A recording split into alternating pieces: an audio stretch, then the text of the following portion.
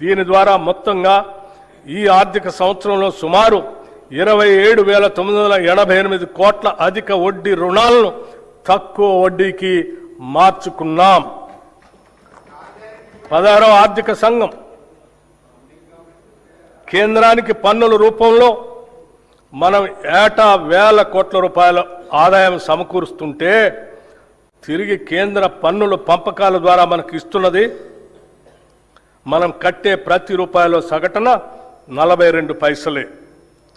జనాభా నియంత్రణ పాటిస్తూ సొంత రాబడి పెంచుకుంటూ దేశ ఆర్థిక వ్యవస్థ వెన్నుముకగా నిలుస్తున్న రాష్ట్రాలకు ఈ పంపకం ద్వారా తీవ్ర అన్యాయం జరుగుతూ వస్తుంది.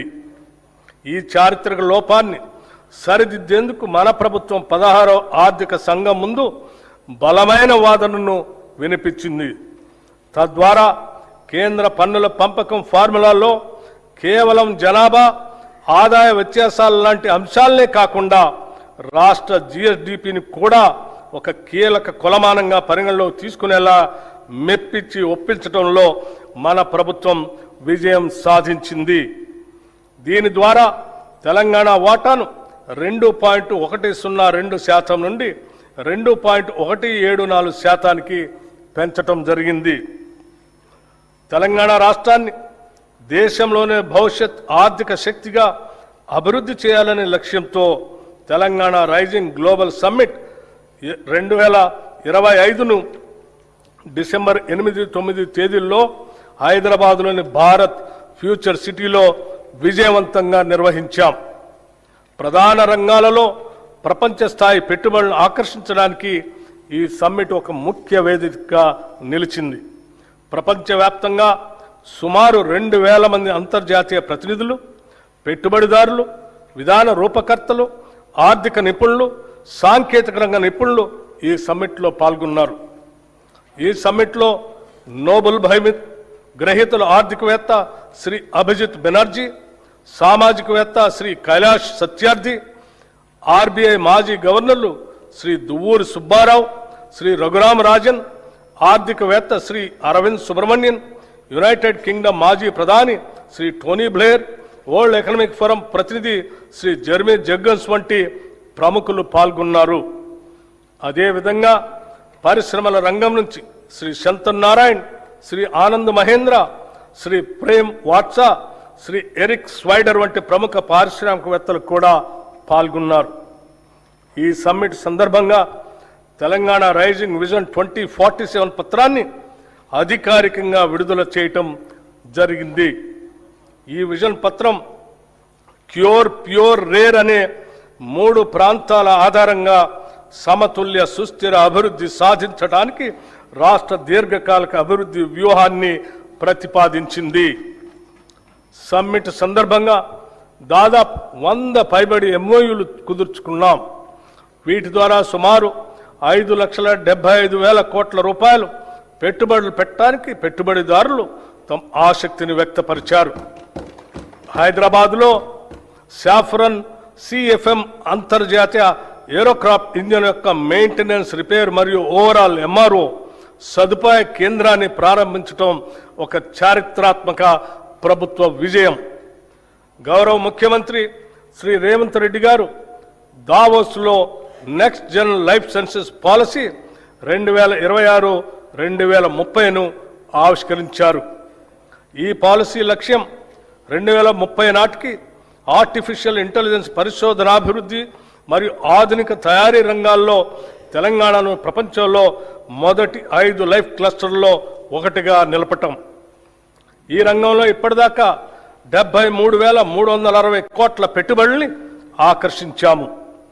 దీనివల్ల 1,00,000 మందికి ప్రత్యక్షంగా మరియు 2,50,000 మందికి పరోక్షంగా ఉద్యోగాలు సృష్టించబడతాయి. సింగపూర్కు చెందిన ఏజీఐడిసి, వియత్నాంకు చెందిన వెన్ గ్రూప్, జేసీకి ఇన్ఫ్రా ప్రాజెక్ట్స్ లిమిటెడ్ సంస్థల నుంచి మొత్తం 1,03,500 కోట్ల రూపాయల పెట్టుబడులు వస్తాయి. ప్రణాళికాబద్ధంగా అభివృద్ధి సాధించడానికి, ఈ అభివృద్ధికి ప్రజలను వారసులను చేస్తూ ముందుకు సాగటానికి అంతర్జాతీయ స్థాయిలో ఎక్కడా లేని విధంగా క్యూర్, ప్యూర్, రేర్ అనే 3 ప్రధాన ప్రాంతాలుగా గుర్తించాం.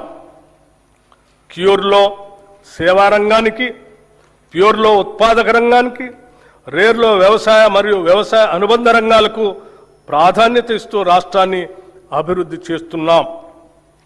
Hyderabad outer ring road ORR లోపల క్యూర్ ప్రాంతంలో technology, artificial intelligence, global capability సెంటర్లు, పరిశోధన, అభివృద్ధి, స్టార్టప్, ఫైనాన్షియల్ సర్వీసెస్ సంస్థలు మరియు ఇతర సర్వీస్ సెక్టార్లను అధిక విలువైన సేవల కేంద్రంగా అభివృద్ధి చేయాలని నిర్ణయించాం. తెలంగాణలో పట్టణ జనాభా 2031 నాటికి 53.8% చేరుకునే అవకాశం ఉంది. ఈ నేపథ్యంలో క్యూర్ ప్రాంత పరిధిని కాలుష్యరహితంగా నెట్ జీరో మార్చేందుకు కావలసిన అన్ని చర్యలు తీసుకుంటున్నాం. సందర్భంగా health policy, Hyderabad industrial lands transformation పాలసీని కింద కాలుష్య కారక పరిశ్రమలను ORR బయటికి తరలించేందుకు మరియు సింగిల్ యూజ్ ప్లాస్టిక్ వినియోగాన్ని నిషేధించేందుకు చర్యలు తీసుకుంటున్నాం. క్యూర్ పరిధిలో ప్రస్తుతం ఉన్న పెట్రోల్, డీజిల్ ఆటోలను రెట్రో ఫిట్టింగ్ ద్వారా ఎలక్ట్రిక్ వాహనాలుగా ప్రభుత్వ ఖర్చుతో మారుస్తాం. Peri urban region economy, outer ring road, regional ring road మధ్య ప్రాంతాన్ని మ్యానుఫ్యాక్చరింగ్ హబ్గా అభివృద్ధి చేయాలని లక్ష్యంగా పెట్టుకున్నాం. ఈ ప్రాంతంలో తయారీ పరిశ్రమలు, MSME క్లస్టర్లు, లాజిస్టిక్ హబ్లు, పారిశ్రామిక పార్కులు ఏర్పడేలా చర్యలు తీసుకుంటాం. దీని ద్వారా ముఖ్యంగా పెద్ద ఎత్తున ఉద్యోగాలు సృష్టించబడతాయి. ఈ ప్రాంతం తెలంగాణ ఆర్థిక వ్యవస్థకు తయారీ కేంద్రంగా, మ్యానుఫ్యాక్చరింగ్ ఇంజన్గా మారనుంది. రీజనల్ రింగ్ రోడ్ అవతల ఉన్న ప్రాంతాలను వ్యవసాయ వాల్యూ యాడెడ్ ఆర్థిక వ్యవస్థగా ఏర్పాటు చేస్తున్నాం. ఇందులో ఆహార ప్రాసెసింగ్ పరిశ్రమలు, విలువ ఆధారిత వ్యవసాయం, పర్యావరణ పర్యాటక రంగంపై ప్రత్యేక దృష్టి సారిస్తున్నాం. దీని ద్వారా గ్రామీణ ప్రాంతాల ఆదాయం పెరిగి సమగ్ర ప్రాంతీయ అభివృద్ధి సాధ్యమవుతుంది. హైదరాబాద్ అభివృద్ధికి ప్రభుత్వం పలు చర్యలు తీసుకుంటుంది. ఔటర్ రింగ్ రోడ్ అవతల లోపల ఉన్న 20 మున్సిపాలిటీలను, 7 కార్పొరేషన్లను విలీనం చేస్తూ GHMC ప్రాంతాన్ని పరిపాలనా సౌలభ్యం కోసం ప్రభుత్వం పునర్వ్యవస్థీకరించి నగరంలో సమ్మిళిత మరియు సమాన అభివృద్ధిని సాధించే దిశగా మన ప్రభుత్వం GHMCని కొత్త డివిజన్లు మరియు బ్లాకులతో కూడిన గ్రేటర్ హైదరాబాద్, సైబరాబాద్ మరియు మల్కాజ్గిరి అనే 3 నగరపాలక సంస్థలుగా విభజించింది. అనేక పాలనాపరమైన సంస్కరణలతో పాటు ప్రణాళికాబద్ధమైన అభివృద్ధి కోసం సమర్థులైన అధికారుల్ని నియమించడం జరిగింది. ఈ పునర్వ్యవస్థీకరణ ద్వారా పరిపాలనా వికేంద్రీకరణ, స్థానిక స్థాయిలో జవాబుదారీతనం పెంపు, మౌలిక సదుపాయాల అభివృద్ధి మరియు పౌరులకు వేగవంతమైన సేవలు అందుబాటులోకి రానున్నాయి. ఈ 3 మున్సిపల్ కార్పొరేషన్లతో పాటు హైదరాబాద్ మెట్రోపాలిటన్ వాటర్ సంస్థ, హైడ్రా వంటి సంస్థలన్నింటినీ సమన్వయపరిచే ఒక సంస్థను ఏర్పాటు చేయడానికి తగిన చట్ట సవరణ చేయాలని నిర్ణయించాం. ప్రపంచవ్యాప్తంగా అతివేగంగా అభివృద్ధి చెందుతున్న గ్లోబల్ సిటీల జాబితాలో ఇప్పటిదాకా మన దేశంలో ఢిల్లీ, ముంబై వంటి పట్టణాలు మాత్రమే టాప్ 10 లిస్టులో ఉన్నాయి. ఇప్పుడు హైదరాబాద్ కూడా ఆ జాబితాలో చేరబోతున్నది. పోలీస్ కమిషనరేట్ పునర్వ్యవస్థీకరణ గురించి హైదరాబాద్ మహానగర ప్రాంతంలోని పోలీస్ వ్యవస్థ సామర్థ్యాన్ని బలోపేతం చేయటం కోసం ఈ ప్రాంత పోలీస్ వ్యవస్థ పరిధిని హైదరాబాద్, సైబరాబాద్, మల్కాజ్గిరి, ఫ్యూచర్ సిటీ అనే 4 కమిషనరేట్లుగా పునర్వ్యవస్థీకరించాము. హైదరాబాద్ గొప్ప చారిత్రక నగరంగా ప్రపంచవ్యాప్త గుర్తింపు కలిగి ఉంది. ఆనాటి కుతుబ్ షాహీల నుండి నిజాం పాలకుల వరకు ఆధునిక కాలంలో హైటెక్ City, outer ring road, Shamshabad విమానాశ్రయం వంటి అద్భుతాలతో ఈ నగరం నిరంతరం అభివృద్ధి చెందుతూనే ఉంది. నేడు గౌరవ ముఖ్యమంత్రి శ్రీ రేవంత్ రెడ్డి గారి దార్శనిక నాయకత్వంలో తెలంగాణ మరో చారిత్రాత్మక అడుగు వేస్తుంది. అదే 30,000 ఎకరాల్లో ఏర్పాటు చేసిన భారత్ ఫ్యూచర్ సిటీ.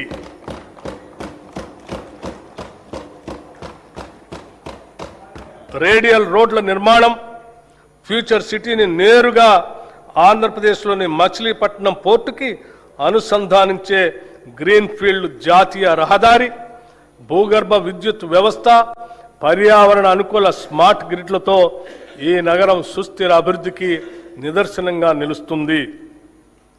అంతర్జాతీయ ప్రమాణాలకు అనుగుణంగా నైపుణ్యం కలిగిన శ్రామిక శక్తిని తయారు చేయడం కోసం ఇక్కడ స్కిల్ యూనివర్సిటీని ఏర్పాటు చేశాం.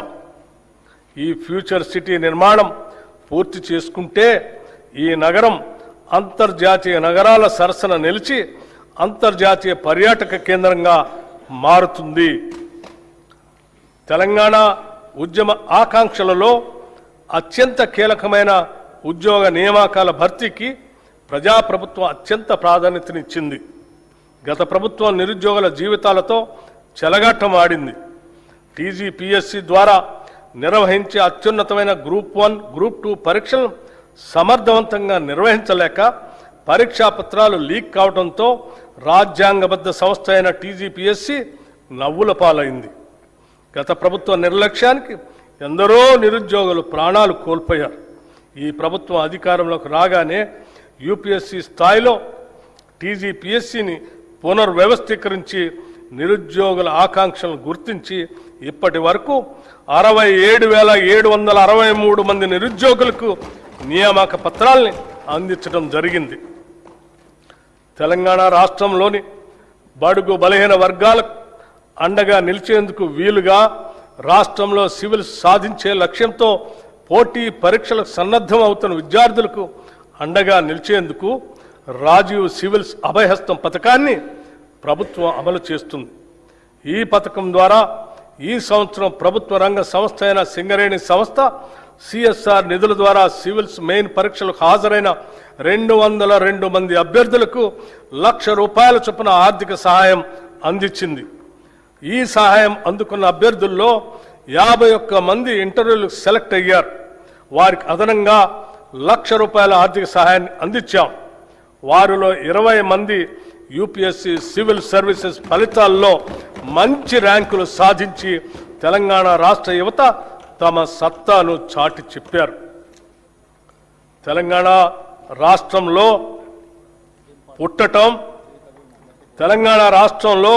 పుట్టటం ఇక్కడ జీవించటం ఒక వరం అనే విధంగా ప్రభుత్వం చర్యలు తీసుకుంటున్నది, సౌకర్యాలు కల్పిస్తున్నది.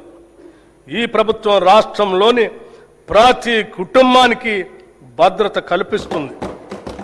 ఒక కుటుంబంలో ఆదాయం తెచ్చే వ్యక్తి దురదృష్టవశాత్తు అకస్మాత్తుగా దూరమైతే ఆ కుటుంబం పడే మానసిక వేదన ఒకటైతే వాళ్ళు ఎదుర్కొనే ఆర్థిక విపత్తు మరొకటి.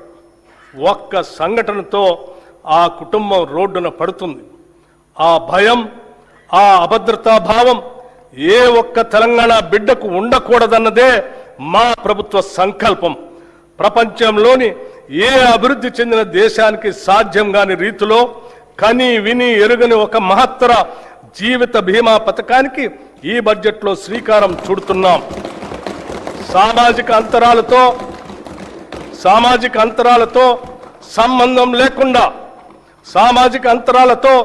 సంబంధం లేకుండా పేద మధ్యతరగతి ధనిక అనే తేడా చూడకుండా రాష్ట్రంలోని 1,15,00,000 కుటుంబాలకు ప్రతి కుటుంబానికి ₹5,00,000 జీవిత బీమా అందించే విధంగా జూన్ 2, 2026 నుండి ఇందిరమ్మ కుటుంబ జీవిత బీమా పథకంను నూతనంగా ప్రవేశపెడుతున్నాం.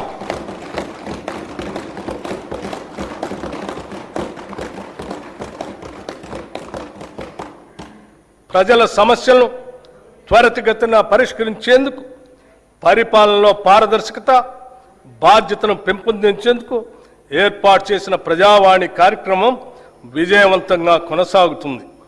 హైదరాబాద్లో ఉన్న మహాత్మా జ్యోతిబా పూలే ప్రజాభవన్లో ప్రజల వినతులను నేరుగా సమర్పించే అవకాశాన్ని కల్పించాం.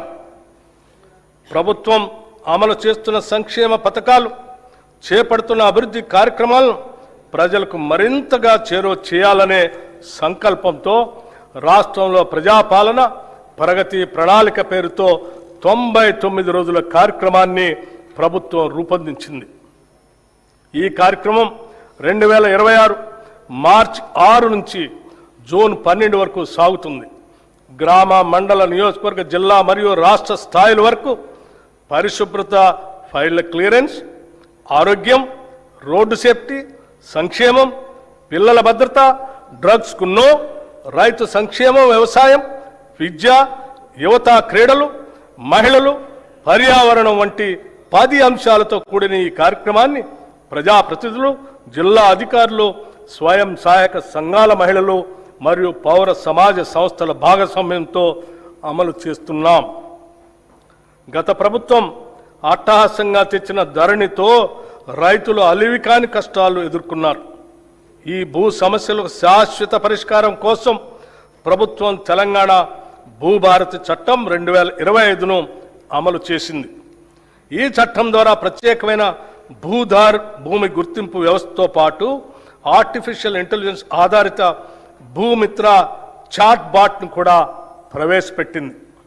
గ్రామ స్థాయిలో భూ పరిపాలన బలోపేతం చేయడానికి 5010 గ్రామ పాలనా అధికారులతో సహా 8900 మంది సిబ్బందిని నియమించాం. అదనంగా 5520 లైసెన్స్డ్ సర్వేయర్లు తమ సేవలను అందిస్తున్నారు. ఈ సంవత్సరం 3,76,000 కొత్త పట్టాదారు పాస్బుక్స్ జారీ చేయబడ్డాయి. భూభారతి చట్టం అమలులో భాగంగా రిజిస్ట్రేషన్, రెవెన్యూ, సర్వే సేవలను ఒకే వేదికపై తీసుకుని వచ్చాము. దీంతో రైతుల సమస్యలకు త్వరిత పరిష్కారం అందించే అవకాశం కలిగింది. పార్లమెంట్, అసెంబ్లీ, నియోజకవర్గాల పునర్విభజన, పంచాయతీలు, పట్టణ స్థానిక సంస్థల ఏర్పాట్లు, రిజర్వేషన్ల అమలు వంటి ప్రజాస్వామ్య ప్రక్రియలకు మూలాధారమైన జనగణనను డిజిటల్ విధానంలో నిర్వహించేందుకు ఏర్పాట్లు ముమ్మరంగా సాగుతున్నాయి. తెలంగాణ రాష్ట్రం ఏర్పడిన తర్వాత జరుగుతున్న మొట్టమొదటి జనగణన ఇది. దీనిలో స్వీయ నమోదు, సెల్ఫ్ ఎన్యూమరేషన్ విధానం, కులగణన అంశం ఉన్నాయి. మొదటి దశ జనగణన 2026 మే 11 నుండి జూన్ 9 వరకు నిర్వహించబడుతుంది. సెల్ఫ్ ఎన్యూమరేషన్ ప్రక్రియ 2026 ఏప్రిల్ 26 నుండి మే 10 వరకు కొనసాగుతుంది. రెండవ దశ దేశవ్యాప్తంగా 2027 ఫిబ్రవరి 9 నుండి ఫిబ్రవరి 28 వరకు నిర్వహిస్తారు. తదుపరి మార్చి 1, 2027 తేదీని రిఫరెన్స్ డేట్గా తీసుకుంటారు. ప్రజల ఆకాంక్షలను దృష్టిలో ఉంచుకొని ఈ ప్రజాప్రభుత్వం అభయహస్తం పేరుతో ప్రజాహిత పథకాలను అమలు పరుస్తుంది.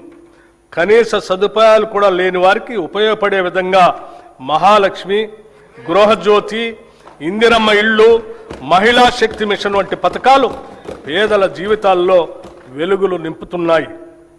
మహాలక్ష్మి పథకం మేము అధికారంలోకి వచ్చిన వెంటనే అమలుపరిచిన మొదటి వాగ్దానం. ఉచిత బస్సు ప్రయాణం. ఈ పథకం ద్వారా ప్రతిరోజు రాష్ట్రంలోని 34,37,000 మంది ఆడబిడ్డలు ఉచితంగా ఆర్టీసీ బస్సులో ప్రయాణిస్తున్నారు. ఇప్పటి వరకు ఈ పథకం ద్వారా రాష్ట్రంలోని మహిళలు 269,68,00,000 ఉచిత ప్రయాణాలు చేసి దాదాపు 9,222 కోట్ల రూపాయల్ని ఆదా చేసుకున్నారు. 500కే గ్యాస్ సిలిండర్. వంట గ్యాస్ సిలిండర్ భారం నుంచి మహిళలను ఉపశమనం కల్పించేందుకు 500 రూపాయలకే గ్యాస్ సిలిండర్ను అందించే పథకాన్ని ప్రభుత్వం ప్రారంభించింది. ఈ పథకం కింద రాష్ట్రంలో 42,90,000 కుటుంబాలకి లబ్ధి చేకూరింది. ఈ పథకం ద్వారా సుమారు 752 కోట్ల రూపాయలు మహిళలకు ఆదా అయింది. గృహజ్యోతి పథకం ద్వారా సుమారు 53,09,000 పేద మధ్యతరగతి కుటుంబాలకి 200 యూనిట్ల వరకు ఉచిత కరెంటు అందిస్తున్నాం. ఈ పథకం కింద ఇప్పటి వరకు 10,97,00,000 సున్నా బిల్లులు జారీ చేయబడ్డాయి. ఈ సబ్సిడీ కింద 3,900,54,00,000 రూపాయలు విద్యుత్ సంస్థలకు ప్రభుత్వం చెల్లించింది. చేయూత పథకానికి అర్హులైన వారికి 2 లక్షల నూతన పెన్షన్లు ఇవ్వటానికి మంజూరు చేస్తున్నాము. చేయూత పథకానికి అర్హులైన వారికి 2 లక్షల నూతన పెన్షన్లు మంజూరు చేస్తున్నాము. రాష్ట్రంలోని ఐకేపీ సంఘాల్లోని 1 కోటి మంది మహిళలను కోటీశ్వరం చేయాలనేది మా ప్రభుత్వ సంకల్పం. అందుకోసం 5 సంవత్సరాల్లో 1,00,000 కోట్ల రూపాయల మేరకు బ్యాంకు ద్వారా రుణాలను ఇప్పించే ప్రయత్నం చేస్తున్నాం. దీనిలో భాగంగా ఇప్పటికే 57,938 కోట్ల రూపాయల రుణం ఇప్పించడం జరిగింది. వడ్డీ లేని రుణాల పథకం కింద 2023 డిసెంబర్ నుండి ఈనాటి వరకు పట్టణ గ్రామీణ సెల్ఫ్ హెల్ప్ గ్రూప్స్ కి 1,329 కోట్ల వడ్డీ రాయితీని విడుదల చేయటం జరిగింది. రాష్ట్రంలో 67 లక్షల మహిళలతో ఐకేపీ బలమైన స్వయం సహాయక సంఘాల నెట్వర్క్ గా ఏర్పడింది. మహిళా సంఘాలతో శిల్పారామంలో 106 స్టాళ్లతో ఇందిరా మహిళా శక్తి బజార్ ఏర్పాటు చేశాం. ఈ సముదాయం యొక్క ఉత్పత్తులు 7,68,00,000కి చేరాయి. సెల్ఫ్ హెల్ప్ గ్రూప్స్ ద్వారా 600 బస్సులను కొనుగోలు చేసి టీజీఎస్ఆర్టీసీకి అద్దెకి ఇవ్వటానికి ప్రభుత్వం నిర్ణయించి మొదటి దశలో 177,84,00,000 రూపాయలతో 494 బస్సుల్ని కొనుగోలు చేసింది. నారాయణపేట మరియు సంగారెడ్డిలో 2 పెట్రోల్ బంకులు ఏర్పాటు చేశాం. 28 పెట్రోల్ బంకుల ఏర్పాటు పురోగతిలో ఉన్నాయి. మహిళా సాధికారితను మరింత బలోపేతం చేయడానికి ఇప్పటికే ఉన్న 10 జిల్లాలకు అదనంగా 22 జిల్లాల్లో ఇందిరా మహిళా శక్తి భవనాలు ఏర్పాటు చేస్తున్నాము. మారుమూల ప్రాంతాల్లో ఉన్న షెడ్యూల్ తెగల వారికి 12,600 కోట్ల రూపాయల బడ్జెట్తో ఇందిరా సవర గిరి జల వికాసం పథకం ద్వారా 100% సబ్సిడీతో సోలార్ పంప్ సెట్లు అందించి వారి పురోగతికి ఇదోతికంగా తోడ్పడతాం. 6 లక్షల ఎకరాల పోడు భూముల్లో అటవీ ఉత్పత్తులకు సంబంధించిన తోటల పెంపకాన్ని ప్రోత్సహించి 2,10,000 గిరిజన రైతులకు ఈ సౌకర్యం అందిస్తాము. ఈ పథకాన్ని ఇప్పటికే అచ్చంపేటలో పైలట్ ప్రాజెక్టుగా ప్రారంభించాము. దీని విధి విధానాలు అధ్యయనం చేసి రాష్ట్ర వ్యాప్తంగా అమలు చేస్తాం. దేశానికి అన్నం పెడుతున్న రైతు సంక్షేమమే ప్రథమ ప్రాధాన్యతగా మేము భావిస్తున్నాం. రైతులకు ప్రభుత్వం ఇస్తున్న ప్రోత్సాహంతో వ్యవసాయ దిగుబడుల్లో తెలంగాణ రాష్ట్రం దేశంలోనే మొదటి స్థానంలో నిలిచింది. రైతులకు పెట్టుబడి సహాయం కోసం రైతు భరోసా పథకం ద్వారా ప్రతి సీజన్కు ఎకరాకి 6,000 చొప్పున 2 పంటలు కలిపి సంవత్సరానికి 12,000 రూపాయలు సహాయం అందిస్తున్నాం. రైతులకు మద్దతు ధరనివ్వటం కోసం వారికి ప్రోత్సాహకంగా సన్న వడ్లకు క్వింటాకు 500 రూపాయల చొప్పున అందజేస్తూ ప్రభుత్వం వారికి అండగా నిలుస్తుంది. దీని ద్వారా ప్రతి ఎకరానికి రైతుకు సగటున దాదాపు 25 క్వింటాళ్లు దిగుబడి వస్తుందని పరిగణిస్తే ఒక్క సీజన్కు ఎకరానికి రైతుకు సుమారు 12,500 రూపాయలు ఆదాయం వస్తుంది. దీనివలన రైతుకు సంవత్సరానికి 2 పంటలకు కలిపి 25,000 రూపాయలు అధిక ఆదాయం ఎకరానికి లభిస్తుంది. 2024-25 సంవత్సరంలో 284,16,000 మెట్రిక్ టన్నుల వరి 1,27,00,000 ఎకరాల్లో పండింది. ఫిలిప్పైన్స్ కు 22,750 మెట్రిక్ టన్నుల బియ్యం తెలంగాణ నుంచి ఎగుమతి చేయటం జరిగింది. దీని ద్వారా మన బియ్యానికి డిమాండ్ పెరిగి రైతాంగానికి మరింతగా మద్దతు ధర లభించింది. రాష్ట్రంలో ఉద్యాన పంటల విస్తీర్ణం సుమారు 13 లక్షల ఎకరాలుగా ఉంది. మామిడి, సీతాఫలం, మిరప, పసుపు, నారింజ వంటి పంటల అభివృద్ధికి మా ప్రభుత్వం ప్రాధాన్యత ఇస్తుంది. 79,287 మంది రైతులు 2,90,466 ఎకరాల్లో ఆయిల్ పామ్ పంటను సాగు చేస్తున్నారు. ఈ పంటను మరో 68,000 ఎకరాల్లో విస్తరించేందుకు ప్రణాళిక రూపొందించాం. మైక్రో ఇరిగేషన్ పద్ధతులను 2,34,000 ఎకరాల్లో అమలు చేయాలని నిర్ణయించాం. ఈ బడ్జెట్లో వ్యవసాయం రైతు సంక్షేమానికి 23,179 కోట్ల రూపాయలు ప్రతిపాదిస్తున్నాం. రాష్ట్రంలోని 3,38,00,000 లబ్ధిదారులకి పబ్లిక్ డిస్ట్రిబ్యూషన్ సిస్టమ్ కింద అన్ని రేషన్ షాపుల ద్వారా 6 కిలోల సన్న బియ్యం అందించబడుతుంది. దీని ద్వారా ఆహార భద్రత కల్పించడంతో పాటు ప్రజలకు నాణ్యమైన పౌష్టికాహారాన్ని ప్రభుత్వం అందించగలుగుతుంది. గత ప్రభుత్వం 10 ఏళ్లు రేషన్ కార్డులు ఇవ్వకపోవడంతో ఎందరో పేద ప్రజలు సంక్షేమ కార్యక్రమాలకి దూరమయ్యారు. ప్రజాప్రభుత్వం ఏర్పడిన తర్వాత అర్హులైన పేద కుటుంబాలకి 15,12,000 కొత్త రేషన్ కార్డుల్ని జారీ చేశాం. పాత కార్డులో మరో 19,44,000 మంది కొత్త సభ్యుల్ని చేర్చాం. రాష్ట్రంలో ప్రస్తుతం 1,05,07,879 రేషన్ కార్డులు ఉన్నాయి. ఈ బడ్జెట్లో పౌర సరఫరాల శాఖకు 7,366 కోట్ల రూపాయలు ప్రతిపాదిస్తున్నాం.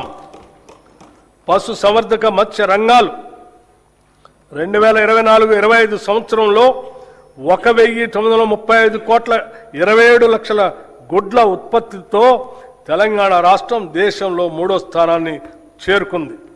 11,58,000 టన్నుల మాంసం ఉత్పత్తి చేసి దేశంలో 5వ స్థానానికి చేరుకున్నాం. 2025-26 ఆర్థిక సంవత్సరానికి గాను రాష్ట్ర జిఎస్డిపికి పశు సంవర్ధక రంగం 1,03,525 కోట్ల రూపాయలు అందించగా మత్స్య రంగం 7,763 కోట్ల రూపాయలను అందించింది. కోయడలో 47 కోట్ల రూపాయలతో హోల్సేల్ చేపల మార్కెట్ని నిర్మిస్తున్నాము. ఈ బడ్జెట్లో పశు సంవర్ధక మత్స్య శాఖకు 1,529 కోట్ల రూపాయలని ప్రతిపాదిస్తున్నాము.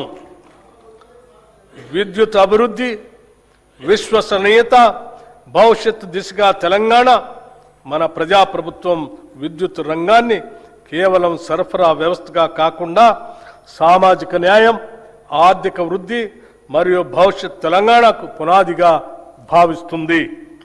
విద్యుత్ అనేది కేవలం సేవ కాదు, అది సమాజం ఎలా పనిచేస్తుందో చెప్పే అర్థం. ఈరోజు తెలంగాణలో విద్యుత్ రంగం దేశంలోనే అత్యుత్తమంగా నిలవటానికి కారణం నిరంతర సరఫరా మాత్రమే కాదు, నాణ్యత, విశ్వసనీయత మరియు ప్రజా కేంద్రిత పాలన.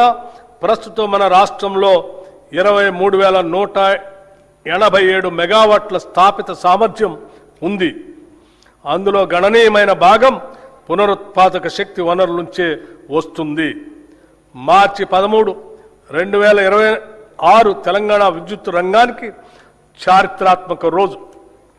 ఆ రోజు 18,228 మెగావాట్ల గరిష్ట డిమాండ్ను సమర్థవంతంగా నెరవేర్చడమే కాకుండా 341.08 మిలియన్ యూనిట్ల విద్యుత్ సరఫరా చేసి రాష్ట్ర చరిత్రలోనే అత్యధిక వినియోగాన్ని నమోదు చేశాం.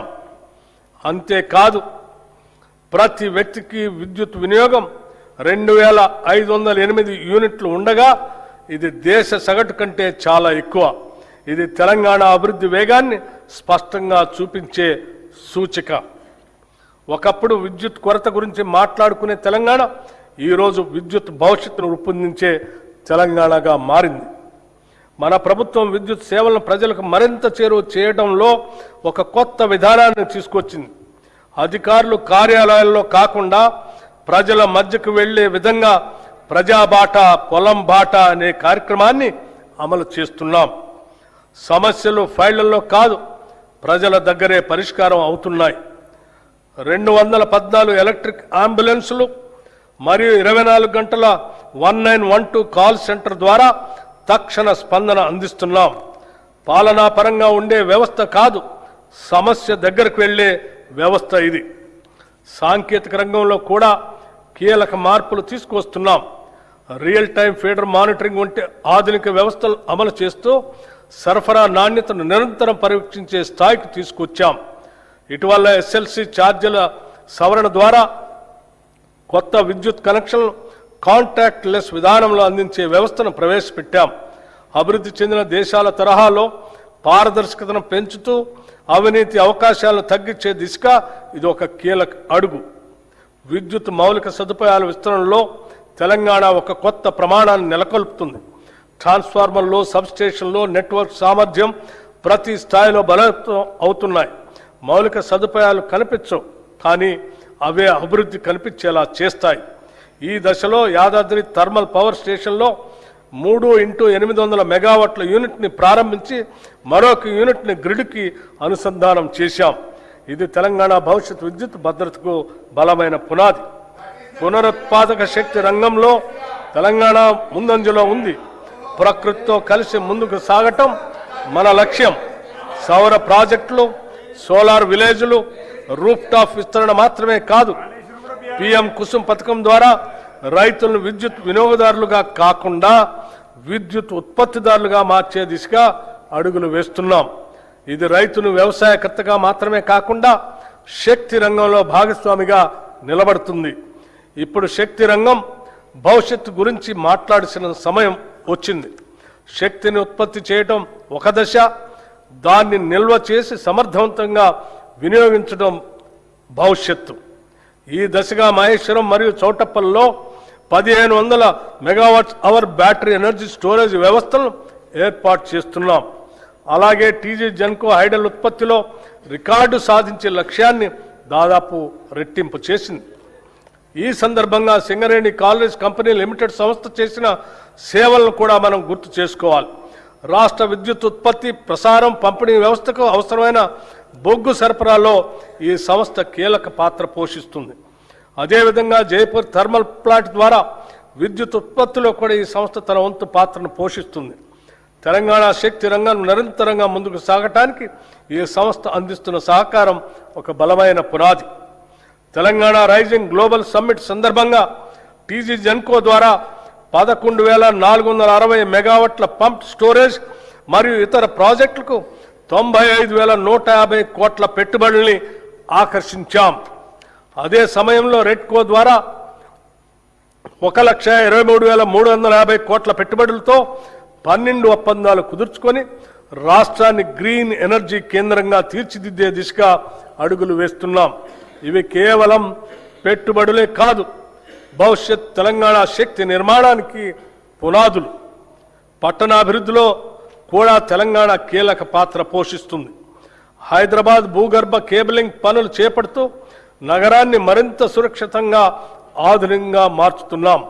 రాష్ట్రంలో ఇప్పటికే 1036 ఎలక్ట్రిక్ వాహన్ ఛార్జింగ్ స్టేషన్లు ఏర్పాటు చేసి పర్యావరణ రహిత రవాణా వైపు తెలంగాణ వేగంగా ముందుకు పోతుంది.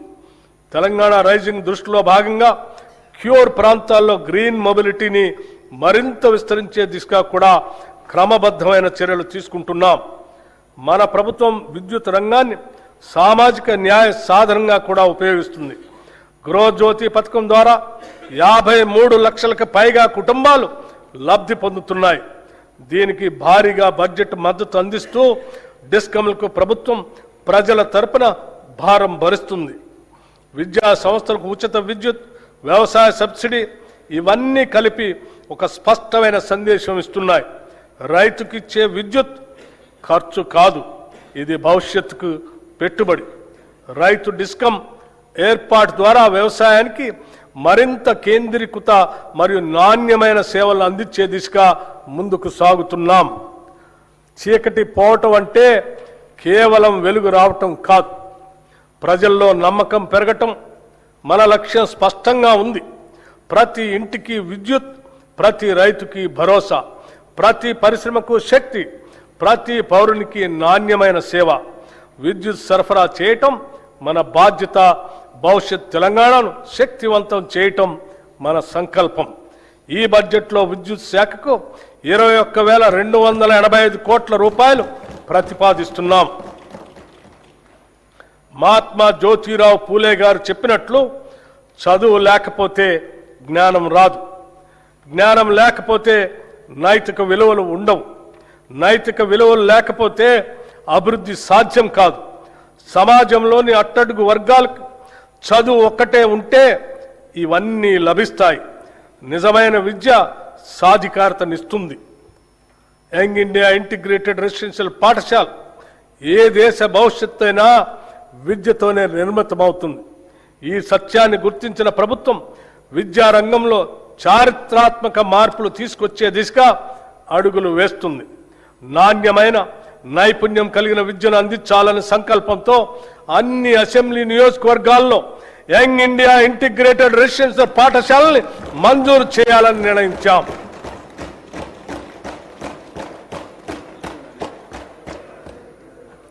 తెలంగాణ సమాజం ఒక ఉమ్మడి వసుదైక కుటుంబంగా SC, ST, BC, minority, OC విద్యార్థులు ఒకే చోట చదువుకునేందుకు వీలుగా అధునాతన వసతులతో 105 యంగ్ ఇండియా ఇంటిగ్రేటెడ్ రెసిడెన్షియల్ పాఠశాలలు నిర్మిస్తున్నాం. ఇప్పటికే 79 స్కూళ్లు మంజూరు చేశాం.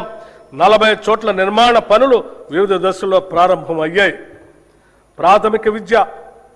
ప్రాథమిక విద్యను బలోపేతం చేయడానికి 33 జిల్లాల్లో 1,362 ప్రీ ప్రైమరీ విభాగాలను పైలట్ ప్రాజెక్టుగా ప్రారంభించాం. రాబోయే విద్యా సంవత్సరంలో ఈ కార్యక్రమాన్ని 2,000 నుండి 2,500 ప్రభుత్వ పాఠశాలలకు విస్తరించేందుకు ప్రణాళిక సిద్ధం చేస్తున్నాం. బాలికల విద్యను ప్రోత్సహించేందుకు 2025-26 విద్యా సంవత్సరంలో 93 కస్తూర్బా గాంధీ బాలిక విద్యాలయాలను young India institutes of excellence గా ప్రకటించి 120 కేజీబీవీలను ఇంటర్మీడియట్ స్థాయికి పెంచాం. తెలంగాణ పబ్లిక్ స్కూల్స్ ఎంపిక చేసిన ప్రస్తుత ప్రభుత్వ పాఠశాలను ఆధునిక మౌలిక సదుపాయాలు, శిక్షణ పొందిన ఉపాధ్యాయులు, డిజిటల్ సదుపాయాలు, ప్రత్యేక రవాణా వ్యవస్థలతో అన్ని వనరులతో కూడిన క్యాంపస్గా అభివృద్ధి చేయాలని ప్రతిపాదించాం. ప్రీ ప్రైమరీ నుండి 12వ తరగతి వరకు 1,500 మంది విద్యార్థులకు విద్య అందించబడుతుంది తెలంగాణ పబ్లిక్ స్కూల్స్ లో.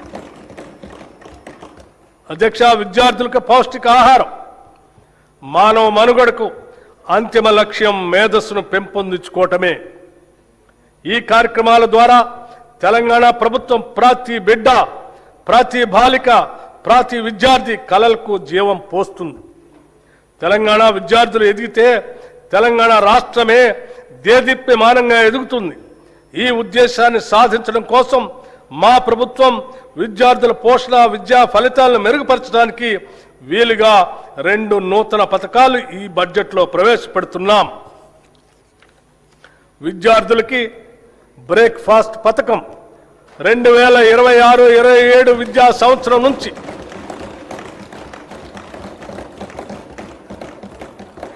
2026-27 విద్యా సంవత్సరం నుంచి ప్రీ ప్రైమరీ నుండి ఇంటర్మీడియట్ వరకు చదువుతున్న విద్యార్థులకు నాణ్యమైన పోషకాలతో రాష్ట్రంలో నూతనంగా బ్రేక్ఫాస్ట్ పథకాన్ని ప్రారంభించేందుకు ప్రభుత్వం నిర్ణయించింది. ఈ బ్రేక్ఫాస్ట్ లో ప్రతి విద్యార్థికి వారానికి అల్పాహారంతో పాటు 3 రోజులు పాలు మరియు మిగతా 3 రోజులు రాగి జావా అందిస్తాము.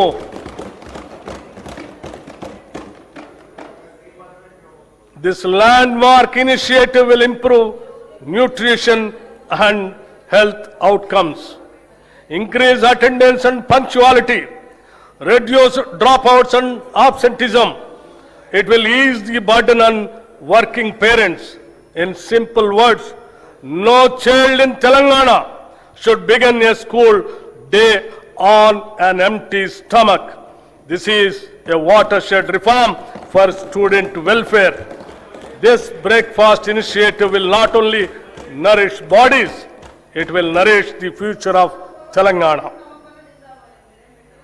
ఇంటర్మీడియట్ విద్యార్థులకు మధ్యాహ్న భోజన పథకం ఈ రోజు నేను ప్రకటించబోయే మరో అత్యంత ముఖ్యమైన సంస్కరణ. ప్రభుత్వ జూనియర్ కళాశాలల్లో ఇంటర్మీడియట్ అభ్యసిస్తున్న మన విద్యార్థులకు కూడా ఇకపై నూతనంగా మధ్యాహ్న భోజన పథకాన్ని విస్తరిస్తున్నాం. విద్యార్థుల సంక్షేమం కోసం మనం తీసుకుంటున్న చర్యల్లో ఇది ఒక సరికొత్త అధ్యాయానికి నాంది. కౌమార దశ అనేది ఎంతో కీలకమైన దశ. ఈ వయసులో తీసుకునే పోషకాహారమే వారు నేర్చుకునే సామర్థ్యాన్ని మరియు దీర్ఘకాల ఆయుష్ను నిర్ణయిస్తుంది. అధ్యక్ష, ఈ రెండు పథకాలు ఈ రాష్ట్రంలో అద్భుతమైనటువంటి మానవీయ కోణంతో తీసుకున్నటువంటి గొప్ప నిర్ణయాలను చెప్పడానికి ఎటువంటి సందేహం లేదు.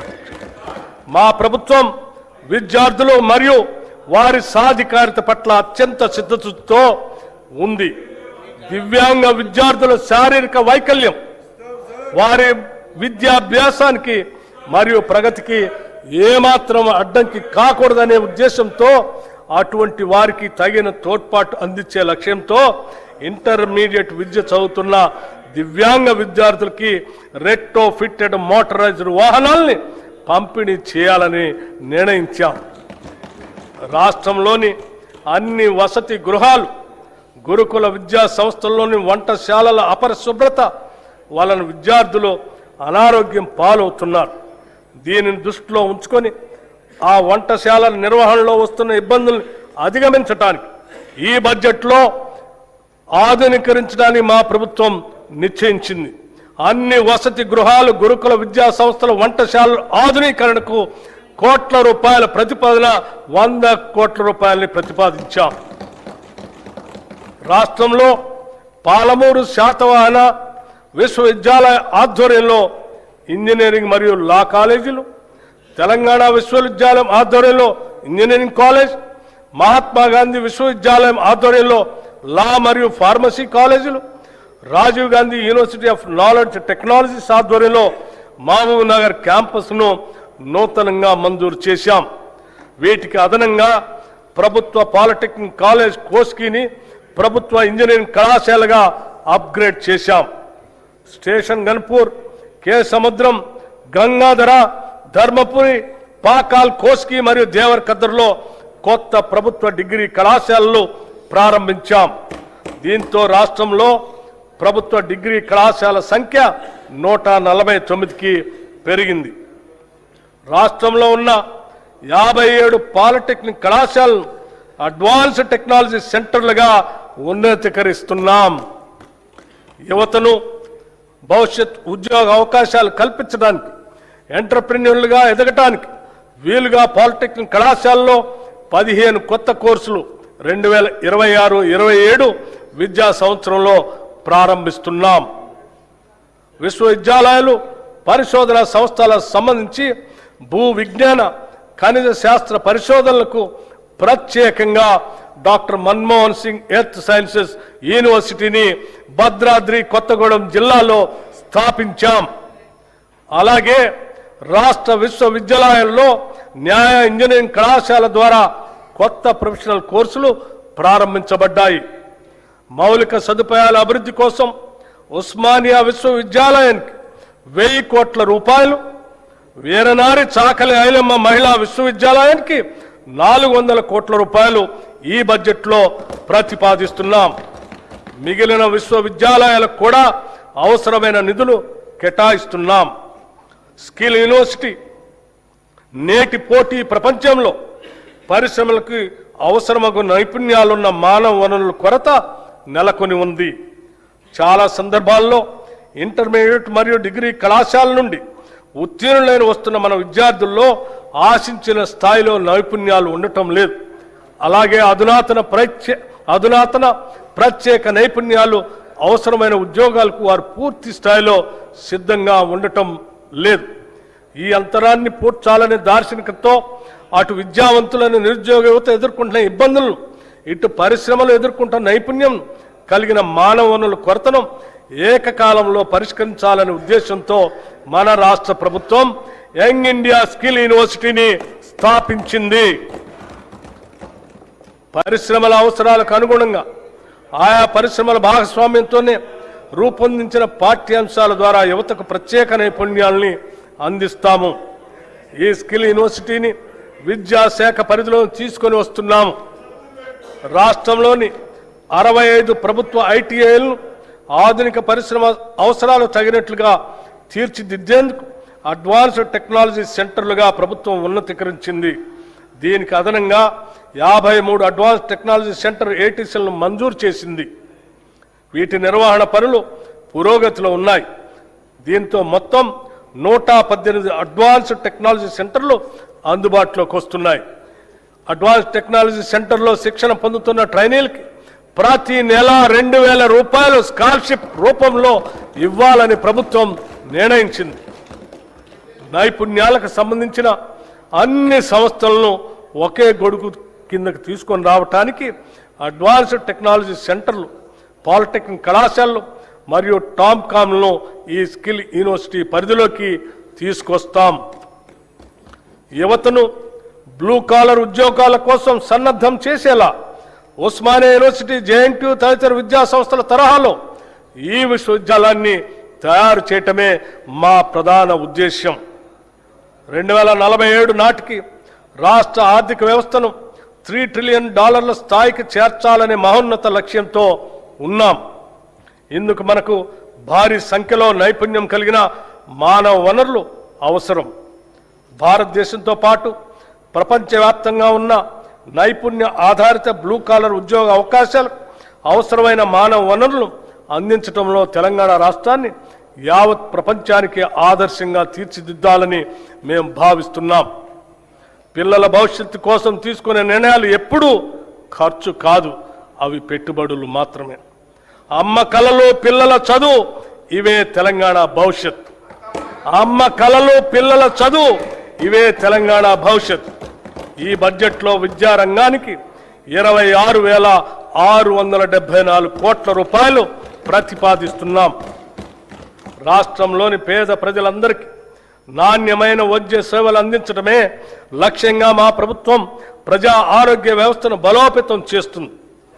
తెలంగాణ రైజింగ్ విజన్ 2047 లక్ష్యాల మేరకు రాష్ట్ర ప్రభుత్వం మాతా శిశు సంక్షేమ ఆరోగ్యం, యువత ఆరోగ్యం, దీర్ఘకాలిక వ్యాధుల నియంత్రణ, అలాగే మానసిక ఆరోగ్య సంరక్షణపై ప్రత్యేక ప్రాధాన్యం ఇస్తుంది.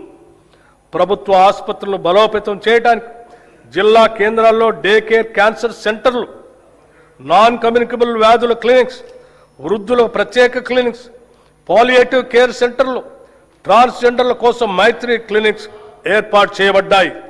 ఇంతకాలం గ్రాంటిన్ ఎయిడ్ సంస్థగా ఉన్న 12,720 బెడ్స్ సామర్థ్యం కల తెలంగాణ వైద్య విధాన పరిషత్తును పూర్తి స్థాయి ప్రభుత్వ సెకండరీ హెల్త్ కేర్ విభాగంగా చేస్తున్నాం.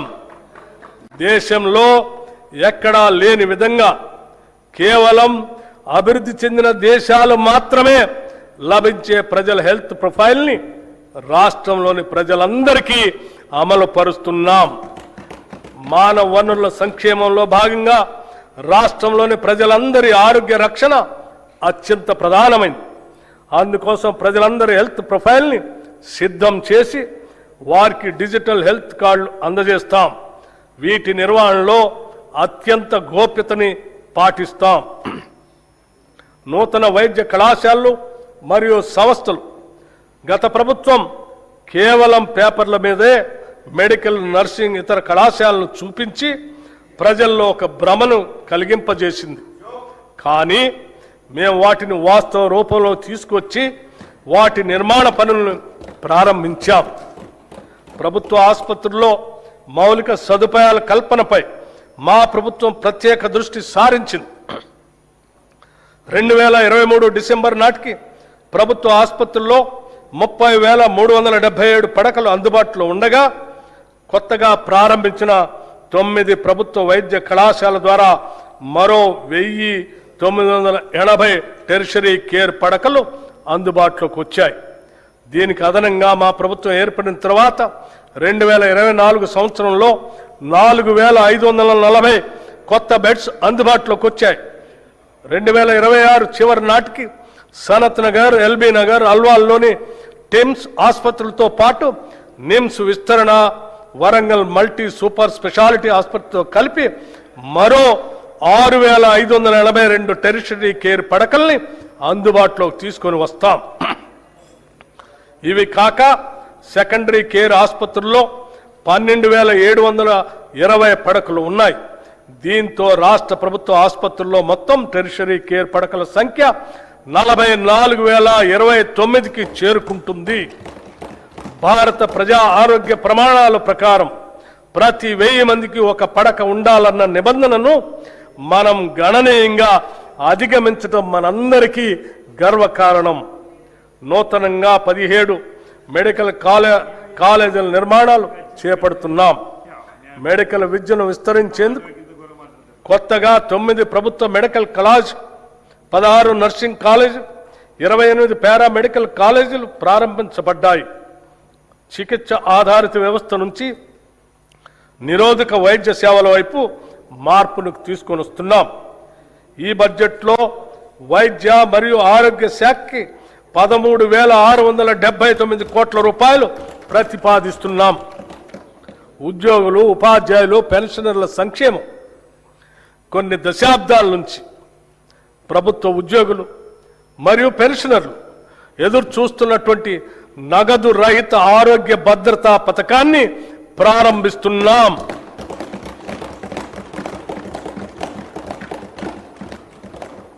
ఈ పథకం ఉద్యోగస్తులు, పెన్షనర్లు, వారిపై ఆధారపడిన కుటుంబ సభ్యులు అందరికీ వర్తిస్తుంది.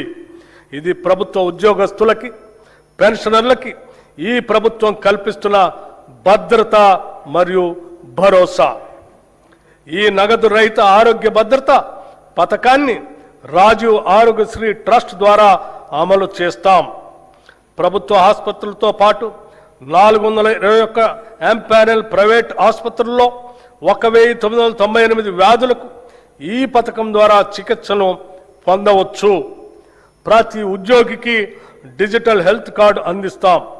ఈ పథకం ద్వారా దాదాపు 23,51,000 మంది ప్రభుత్వ ఉద్యోగస్తులు, పెన్షనర్లు, వారిపై ఆధారపడిన కుటుంబ సభ్యులు లబ్ధి పొందుతారు. ఉద్యోగుల భద్రత కోసం దేశంలోనే తొలిసారిగా సమగ్ర ప్రమాద బీమా పథకాన్ని ప్రవేశపెట్టాం. ఈ పథకం ద్వారా రాష్ట్రంలో పనిచేస్తున్న ప్రభుత్వ ఉద్యోగులు, పెన్షనర్లు ప్రమాదవశాత్తు దురదృష్టంగా మరణిస్తే 1,20,00,000 రూపాయల ప్రమాద బీమా వర్తిస్తుంది. 60 ఏళ్ల వరకు 10 లక్షల రూపాయల టర్మ్ లైఫ్ ఇన్సూరెన్స్ కూడా వర్తిస్తుంది. విమాన ప్రమాదంలో మరణిస్తే అదనంగా 2 కోట్ల రూపాయలు అదనపు కవరేజ్ లభించే విధంగా ఈ పథకాన్ని రూపకల్పన చేశాం. ఈ పథకం 7,57,000 ప్రభుత్వ ఉద్యోగులు మరియు పెన్షనర్లకి వర్తిస్తుంది. అంగన్వాడీ టీచర్లు, హెల్పర్లు పదవీ విరమణ ప్రయోజనాలు మంజూరు చేస్తూ టీచర్లకు 2 లక్షల రూపాయలు, హెల్పర్లకు 1,00,000 రూపాయలు ఇస్తున్నాం. 60 ఏళ్ల వయసులో స్వచ్ఛందంగా విధుల్లోంచి విరమించుకున్న వారికి కూడా ఈ ప్రయోజనాలు అందుతాయి. ఈ ప్రజాప్రభుత్వం ఉద్యోగులకి, పెన్షనర్లకి పూర్తి స్థాయిలో భరోసా, నమ్మకం కలిగిస్తుందనటానికి ఇది నిదర్శనం. కార్మిక సంక్షేమం. తెలంగాణ కార్మిక శక్తిని బలోపేతం చేయటం, కార్మిక సంక్షేమం, పారిశ్రామిక అనుకూలత, పని ప్రదేశంలో భద్రత కల్పించడం ద్వారా వారి అన్ని విధాల ప్రభుత్వం సహకరిస్తుంది. టీ-గేట్ డిజిటల్ ప్లాట్ఫామ్ నైపుణ్యాభివృద్ధి, కెరీర్ మార్గదర్శనం, ఉద్యోగ అనుసంధాన సేవలు అందిస్తుంది. భవన నిర్మాణ కార్మిక సంక్షేమ బోర్డుల్లో 1,03,000 మంది కార్మికులను నమోదు చేసి 55,594 మంది లబ్ధిదారులకి 276.78 కోట్ల రూపాయలు పంపిణీ చేశాం.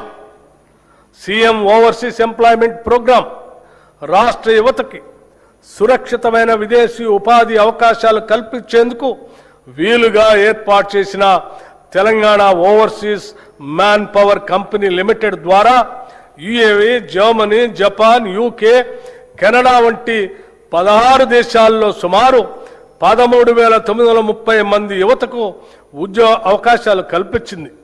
ఈ కార్యక్రమాన్ని మరింత సమర్థవంతంగా నిర్వహించేందుకు వీలుగా సీఎం ఓవర్సీస్ ఎంప్లాయ్మెంట్ ప్రోగ్రాంని ప్రారంభిస్తున్నాం.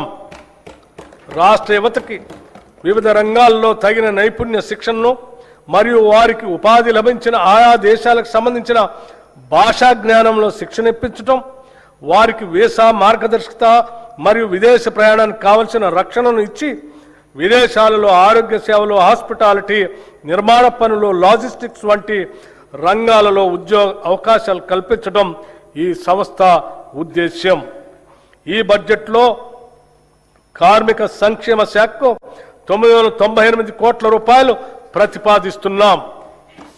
మహిళా శిశు సంక్షేమం ఒక దేశం యొక్క పురోగతి అక్కడ మహిళల స్థితి ద్వారా కొలవబడుతుంది అని మహాత్మా గాంధీ గారు చెప్పినట్టు 3 నుండి 6 సంవత్సరాల వయసు గల చిన్నారుల ఉజ్వల భవిష్యత్తు కోసం రాష్ట్ర వ్యాప్తంగా ఉన్న 35,781 అంగన్వాడీ కేంద్రాల ద్వారా ఆధారశిల పాఠ్యాంశాల ద్వారా సుమారు 4 లక్షల మంది చిన్నారులకి అత్యుత్తమ ప్రీ ప్రైమరీ విద్యను ఉచితంగా అందించడంతో పాటు 2 జతల యూనిఫామ్లు అందిస్తున్నాం. బాల భరోసా పథకం ద్వారా అప్పుడే పుట్టిన బిడ్డ నుంచి 5 ఏళ్ల లోపు వయసున్న చిన్నారులలో పుట్టుకతో వచ్చే శారీరక, మానసిక వైకల్యం లేదా ఎదుగుదలలో ఉండే లోపాలను తొలి దశలోనే గుర్తించడం ద్వారా వారికి అవసరమైన వైద్య చికిత్సలు అందించి భవిష్యత్తులో అవి శాశ్వత వైకల్యాలుగా మారకుండా నివారించి వారి తల్లిదండ్రులకి కొన్నంత భరోసాని ఇస్తుంది. దివ్యాంగుల మధ్య జరిగే వివాహాన్ని ప్రోత్సహిస్తూ తమ వైవాహిక జీవితాన్ని సంతోషంగా ప్రారంభించేందుకు వీలుగా 2 లక్షల నగదును మన ప్రభుత్వం కానుకగా అందిస్తుంది. స్టేట్ న్యూట్రిషన్ మిషన్ ద్వారా మన పట్టణాల్లోని పేదలకు అదనపు పౌష్టికాహారాన్ని అందించే లక్ష్యంతో ఈ ఏడాది కొత్తగా 274 మొబైల్ అంగన్వాడీ కేంద్రాలను ఏర్పాటు చేయబోతున్నాం. పాలనా పథకం ద్వారా పనిచేసే మహిళల పిల్లల కోసం రాష్ట్ర వ్యాప్తంగా 500 అంగన్వాడీ కమ్ క్రష్ సెంటర్లు ప్రారంభిస్తున్నాం. ఈ కేంద్రాల ద్వారా పిల్లలకు పౌష్టికాహారంతో పాటు డే కేర్ సేవలు అందించి వారిని జాగ్రత్తగా చూసుకోవటం జరుగుతుంది.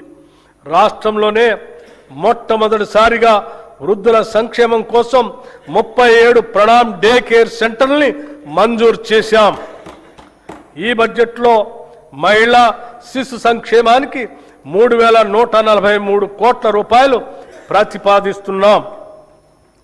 షెడ్యూల్డ్ కులాలు, తెగల సంక్షేమం డాక్టర్ బిఆర్ అంబేద్కర్ గారు చెప్పినట్లు రాజకీయ ప్రజాస్వామ్యం సామాజిక ప్రజాస్వామ్యంగా మారనంత కాలం స్వాతంత్రానికి అర్థం లేదు. అంతరాలు లేని సమాజం కోసం మా ప్రభుత్వం నిరంతరం కృషి చేస్తుంది. షెడ్యూల్డ్ కులాలు, షెడ్యూల్డ్ తెగలకు సామాజిక న్యాయం చేయాలనేది మా ప్రభుత్వం ముఖ్య ఉద్దేశం. వసతి పాఠశాలలు, నైపుణ్యాభివృద్ధి కార్యక్రమాల ద్వారా షెడ్యూల్డ్ కులాలు, షెడ్యూల్డ్ తెగలకు ఉద్యోగ అవకాశాలు కల్పించడానికి కృషి చేస్తున్నాం. 368 కోట్ల 27 లక్షల రూపాయల అంచనా వ్యయంతో 910 ఎస్సీ కమ్యూనిటీ హాళ్లు, అంబేద్కర్ భవనాలు, విగ్రహాలు మంజూరు చేశాం. ఎస్సీ ఎస్టీ సప్లాన్ చట్టం అమలును సంపూర్ణంగా అమలు చేయడానికి మా ప్రభుత్వం కృతనిశ్చయంతో ఉంది. మా ప్రభుత్వం ఏర్పడిన నాటికి 2023-24 ఆర్థిక సంవత్సరం నాటికి సప్లాన్ చట్ట ప్రకారం ఖర్చు చేయాల్సిన నిధుల్లో ఎస్సీలకు చెందిన 13,617 కోట్లు, ఎస్టీలకు చెందిన 1,317 కోట్లు, మొత్తం 14,934 కోట్లు ఖర్చు కాకుండా ఉంది. మా ప్రభుత్వం గత ఆర్థిక సంవత్సరంలో చేసిన కేటాయింపులతో పాటు ఈ బకాయిలను కూడా అదనంగా కేటాయించడం జరిగింది. 2024-25 ఆర్థిక సంవత్సరానికి ఈ క్యారీ ఫార్వర్డ్ చేయవలసిన నిధులు ఎస్సీలకు 7,757 కోట్లు మరియు ఎస్టీలకి 1,754 కోట్లు ఖర్చు చేయవలసి ఉంది. వాటిని మేము 2026-27 ఆర్థిక సంవత్సరంలో కేటాయించాల్సిన మొత్తానికి అదనంగా 2024-25 ఆర్థిక సంవత్సరానికి చెందిన బకాయిలను కూడా కేటాయిస్తున్నాం. హైదరాబాద్ లోయర్ ట్యాంక్ బండ్ వద్ద కొత్తగా డాక్టర్ బిఆర్ అంబేద్కర్ నాలెడ్జ్ టవర్ని నిర్మిస్తున్నాం. అదేవిధంగా నింబోలి అడ్డా కాచిగూడలో బాబు జగ్జీవన్ రామ్ పేరుతో నూతన వసతి గృహాన్ని నిర్మిస్తాం. గిరిజనాభివృద్ధి, సమాజ అభివృద్ధి అంటే కేవలం పట్టణాభివృద్ధి కాదు. అడవుల్లో నివసించే గిరిజనులు కూడా సమానంగా అభివృద్ధి చెందాలి. గిరిజన అభివృద్ధి కోసం మా ప్రభుత్వం కట్టుబడి ఉంది. ములుగు జిల్లాలో Sammakka Saralamma central tribal university స్థాపన, వివిధ గిరిజన వర్గాల అభ్యున్నతి కోసం 3 ప్రత్యేక కార్పొరేషన్ల ఏర్పాటు, జీసీసీ గిరి బ్రాండ్ ఉత్పత్తుల ప్రోత్సాహం, గిరిజన గ్రామాల్లో ఆదివాసీ సేవా కేంద్రాల ఏర్పాటుకు ప్రణాళికలు సిద్ధం చేస్తున్నాం. గిరిజనులు సేకరించే అటవీ ఉత్పత్తులకు న్యాయమైన ధరలను కల్పించడం ద్వారా తెలంగాణ గిరిజన సహకార సంస్థ వారి జీవనోపాధి అవకాశాలని మెరుగుపరుస్తుంది. ఈ బడ్జెట్లో షెడ్యూల్డ్ కులాల సంక్షేమానికి 11,784 కోట్ల రూపాయలు, షెడ్యూల్ తెగల సంక్షేమానికి 7,937 కోట్ల రూపాయలు ప్రతిపాదిస్తున్నాం. వెనుకబడిన తరగతుల సంక్షేమం, రాష్ట్ర జనాభాలో సుమారు 50% వెనుకబడిన తరగతుల వారు బీసీలు ఉన్నారు. రాష్ట్ర అభివృద్ధిలో వారి కీలక పాత్రను గుర్తించిన ప్రభుత్వం విద్య, నైపుణ్యాభివృద్ధి, పారిశ్రామిక సాధికారిత, గ్లోబల్ అవకాశాలు, సాంప్రదాయ వృత్తుల రక్షణకు గౌరవం కల్పిస్తూ భద్రతతో కూడిన జీవనాన్ని అందిస్తుంది. ఈ బడ్జెట్లో వెనుకబడిన తరగతుల సంక్షేమానికి 12,511 కోట్ల రూపాయల్ని ప్రతిపాదిస్తున్నాం. సమాజంలోని అన్ని వర్గాలతో పాటు ముఖ్యమైన భాగంగా ఉన్న మైనార్టీల సమగ్ర అభ్యుదయం, సమాన అభివృద్ధికి తెలంగాణ ప్రభుత్వం కట్టుబడి ఉంది. మైనార్టీ మహిళల ఆర్థిక స్వావలంబన అనేది మరొక ప్రధానమైన అంశం. పేద మైనార్టీ మహిళలకు జీవనోపాధిని కల్పించి వారు ఆర్థిక స్వాతంత్రాన్ని సాధించడానికి వీలు కల్పించేందుకు గాను 10,000 కుట్టు మిషన్ల ప్రభుత్వం పంపిణీ చేసింది. అంతేకాకుండా మైనార్టీ యువతకు సాధికారత కల్పించి ఉపాధి సామర్థ్యాన్ని మెరుగుపరచడానికి ఉత్తమ ఉపాధి అవకాశాలు పెంపొందించుకు వీలుగా 4,655 మంది మైనార్టీ యువతకు నైపుణ్యాభివృద్ధి శిక్షణను అందించడమైనది. ఈ బడ్జెట్లో మైనార్టీ సంక్షేమానికి 3,769 కోట్ల రూపాయలు ప్రతిపాదిస్తున్నాం. రాజీవ్ యువ వికాసం, SC, ST, BC, minority, OC వర్గాలకు చెందిన యువతను ఆర్థిక సహాయం అందించే లక్ష్యంతో తెలంగాణ ప్రభుత్వం రాజీవ్ యువ వికాస పథకం అనే ప్రతిష్టాత్మక కార్యక్రమాన్ని ప్రవేశపెట్టింది. వారిలో ఆర్థిక స్వయం సమృద్ధిని, వ్యవస్థాపక సామర్థ్యాలను పెంపొందించడానికి సంబంధిత కార్పొరేషన్ల ద్వారా ఈ పథకం అమలు చేయబడుతుంది. ఈ పథకం అమలుకు 6,000 కోట్ల రూపాయలు ఈ బడ్జెట్లో ప్రతిపాదించాం.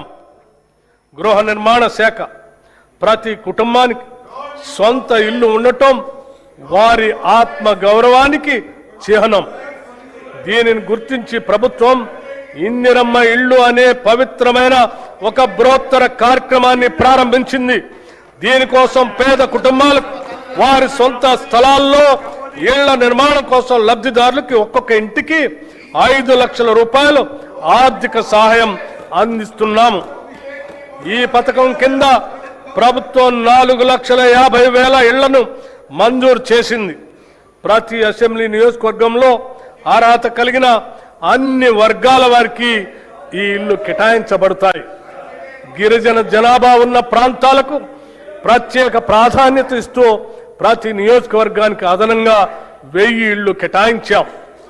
ఈ పథకానికి 22,500 కోట్లు ఖర్చు అవుతుంది. ఇప్పటి వరకు 5,073,84 లక్షలు ఖర్చు చేశాం. ఈ బడ్జెట్లో గృహ నిర్మాణ శాఖకు 7,430 కోట్ల రూపాయలు ప్రతిపాదిస్తున్నాం. ఐటీ రంగంలో మనం సాధిస్తున్న అభివృద్ధి దేశానికే తలమానికంగా మారిందనటంలో సందేహం లేదు. రాష్ట్రంలో 1,500 కంటే ఎక్కువ ఐటీఈఎస్ కంపెనీలు ఉన్నాయి. తెలంగాణ ప్రభుత్వం ఐటీ రంగంలో వృద్ధిని సాధించడానికి పెట్టుబడులు ఆకర్షించడానికి ఉపాధి కల్పన కోసం 1వ 2వ ఐసిటి విధానాలను ప్రారంభించింది. వీటితో పాటు ఎలక్ట్రానిక్స్ పాలసీ, ఇమేజ్ పాలసీ వంటి వాటిని కూడా ప్రభుత్వం తీసుకువస్తుంది. రాష్ట్ర ఐటీ ఎగుమతులు 3.13 లక్షల కోట్లకు చేరుకొని 9.39 లక్షల మందికి పైగా ఉపాధి అవకాశాలు కల్పిస్తున్నాయి. భారతదేశంలోని మొత్తం గ్లోబల్ క్యాపబిలిటీ సెంటర్లలో సుమారు 20% హైదరాబాద్లోనే ఉన్నాయి. 2024-25లో 70కి పైగా కొత్త జీసీసీలు ఇక్కడ ఏర్పాటు చేయబడ్డాయి. ప్రపంచ టెక్ దిగ్గజం గూగుల్ కంపెనీ హైదరాబాద్లో గూగుల్ సేఫ్టీ ఇంజనీరింగ్ సెంటర్ని ఏర్పాటు చేసింది. హైదరాబాద్ పశ్చిమ ప్రాంతానికే పరిమితం కాకుండా నగరం చుట్టూ ఐటీని విస్తరించడానికి గ్రిడ్ విధానాన్ని ప్రభుత్వం ప్రోత్సహిస్తుంది. ప్రస్తుతం ప్రభుత్వ కార్యాలయాల్లో ప్రైవేటు సంస్థల ద్వారా వాడుతున్న ఇంటర్నెట్కు చేస్తున్న ఖర్చును తగ్గించి ప్రభుత్వ సంస్థ అయిన T-Fiber ద్వారా సురక్షితమైన హై స్పీడ్ ఇంటర్నెట్ ఇవ్వాలనే ఉద్దేశంతో 424 మండలాల్లోని 8,888 గ్రామ పంచాయతీలకు 4,800 ప్రభుత్వ సంస్థలకు ఫైబర్ అనుసంధానత కల్పించబడింది. ఈ సంవత్సరాంతానికి 50,000 ప్రభుత్వ సంస్థలకు ఈ సౌకర్యం కల్పించాలని లక్ష్యంగా పెట్టుకున్నాం. ఈ బడ్జెట్లో ఐటీ శాఖకు 875 కోట్ల రూపాయలు ప్రతిపాదిస్తున్నాం. పరిశ్రమల రంగం రాష్ట్ర జీఎస్డిపిలో పరిశ్రమ రంగం వాటా 3,04,217 కోట్ల రూపాయలు. తెలంగాణ రాష్ట్రం పరిశ్రమలకు ఇస్తున్న ప్రాధాన్యతను గుర్తించి ప్రపంచంలోనే వివిధ కంపెనీలు పేరొందిన సంస్థలు తెలంగాణలో పెట్టుబడులు పెట్టడానికి తరలి వచ్చాయి. వివిధ పరిశ్రమలతో రాష్ట్ర ప్రభుత్వం చేసుకున్న ఎంఓయూలు అమలు పర్యవేక్షణకు ప్రభుత్వం ప్రత్యేకంగా స్పీడ్ విభాగాన్ని ఏర్పాటు చేసి దాని రాష్ట్ర ప్రధాన కార్యదర్శి ఆధ్వర్యంలో నిర్వహిస్తుంది. Rising and accelerating MSME performance ద్వారా రాష్ట్రంలో 140 మహిళా సంఘాల ఆధ్వర్యంలోని వ్యాపారాలను వేగవంతం చేయడానికి ప్రత్యేక కార్యక్రమం చేపట్టింది.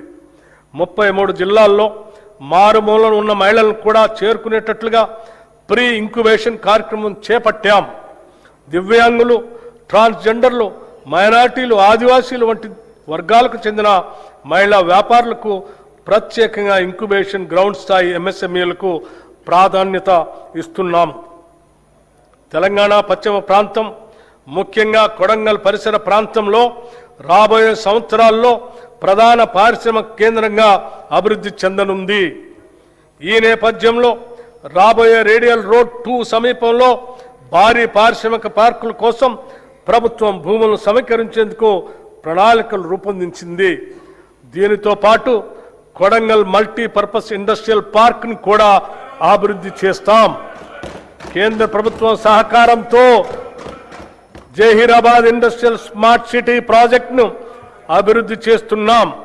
ఇది 3,245 ఎకరాల విస్తీర్ణంలో జాతీయ పారిశ్రామిక కారిడార్ అభివృద్ధి కార్యక్రమంలో భాగంగా అమలవుతుంది. మన రాష్ట్రం నుంచి సరుకు ఎగుమతులు 1,61,843 కోట్ల రూపాయలకు చేరి దేశంలో 7వ స్థానంలో ఉంది. ఇందులో ముఖ్యంగా ఏరోస్పేస్ మరియు డిఫెన్స్ రంగాలు కీలక పాత్ర పోషిస్తూ మొత్తం ఎగుమతుల్లో దాదాపు 30% వాటాను కలిగి ఉన్నాయి. ఇంకా ఈజ్ ఆఫ్ డూయింగ్ బిజినెస్ విషయంలో తెలంగాణను కేంద్ర ప్రభుత్వం టాప్ అచీవర్గా గుర్తించడం గర్వకారణం. ఇటీవల హైదరాబాద్లో నిర్వహించిన 23వ బయో ఏషియా అంతర్జాతీయ సదస్సుకు విశేష స్పందన లభించింది. ఈ సదస్సులో 1,700 కోట్ల రూపాయల పెట్టుబడులు పెట్టడానికి పెట్టుబడిదారులు ఆసక్తి వ్యక్తపరిచారు. వి హబ్ ద్వారా రాష్ట్రంలోని 33 జిల్లాల్లో 700కు పైగా మహిళా వ్యాపారవేత్తలకు మద్దతు ఇస్తూ వారి సమగ్ర అభివృద్ధికి దోహదపడుతున్నాం. ఈ బడ్జెట్లో పరిశ్రమల శాఖకు 3,490 కోట్ల రూపాయలు ప్రతిపాదిస్తున్నాం. మన తెలంగాణ రాష్ట్రంలో హ్యాండ్లూమ్ మరియు పవర్లూమ్ రంగాలు దేశంలోనే ప్రత్యేక స్థానాన్ని సంపాదించాయి. పోచంపల్లి ఇక్కత్, గద్వాల్, నారాయణపేట్, సిద్దిపేట గొల్లభామ చీరలు, వరంగల్ దుప్పట్లు, హ్యాండ్లూమ్ ఉత్పత్తులు మన సంస్కృతి సంప్రదాయ వైభవాన్ని ప్రతిబింబిస్తున్నాయి. కార్యక్రమం ద్వారా కోటి మహిళలకు కోటి చీరలకు ఉచితంగా చీరల పంపిణీ చేస్తున్నాం.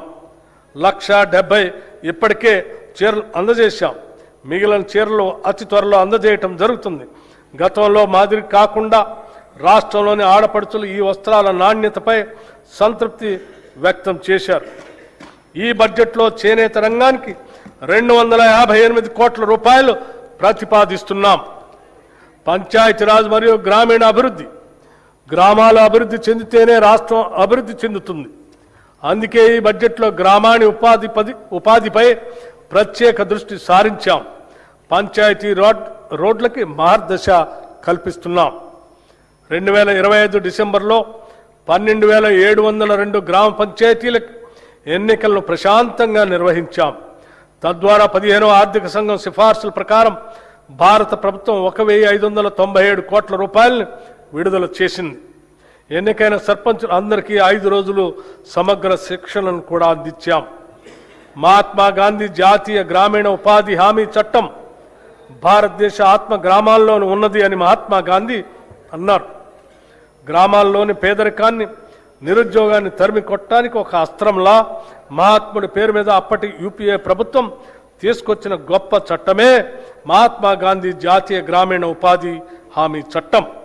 ఇది కేవలం ఒక పథకం కాదు, ఇది సామాన్యుడికి కల్పించిన ఉపాధి హక్కు. ఈ పథకం గత 2 దశాబ్దాలుగా పల్లెల్లో ఒక నిశ్శబ్ద విప్లవాన్ని తెచ్చింది. ఏటా 100 రోజుల పని గ్యారంటీ ఇవ్వటం ద్వారా వలసలను అరికట్టి కూలీల్లో 50% పైగా ఉన్న మహిళలకు మహిళా సాధికారితను ఇది పట్టుకొమ్మగా నిలిచింది. కానీ ప్రస్తుత కేంద్ర ప్రభుత్వం ఎంజీఎన్ఆర్ఈజీఏ స్థానంలో వీబీజీ రామ్జీ అనే కొత్త పథకాన్ని తీసుకొచ్చింది. మన తెలంగాణ శాసనసభ ఈ కొత్త చట్టాన్ని ఏకగ్రీవంగా వ్యతిరేకించింది. పాత చట్టం ద్వారా కేంద్రం 90% నిధులు ఇస్తే ఈ చట్టం ద్వారా కేంద్రం 60% నిధులు మాత్రమే ఇస్తుంది. మిగతా 40% నిధులు రాష్ట్రం భరించాలని నిబంధన పెట్టింది. ఇది మళ్లీ వలసలను ప్రోత్సహించే కార్యక్రమం. తెలంగాణలో 90% మంది లబ్ధిదారులు ఎస్సీ, ఎస్టీ, బీసీ వర్గాల వారే.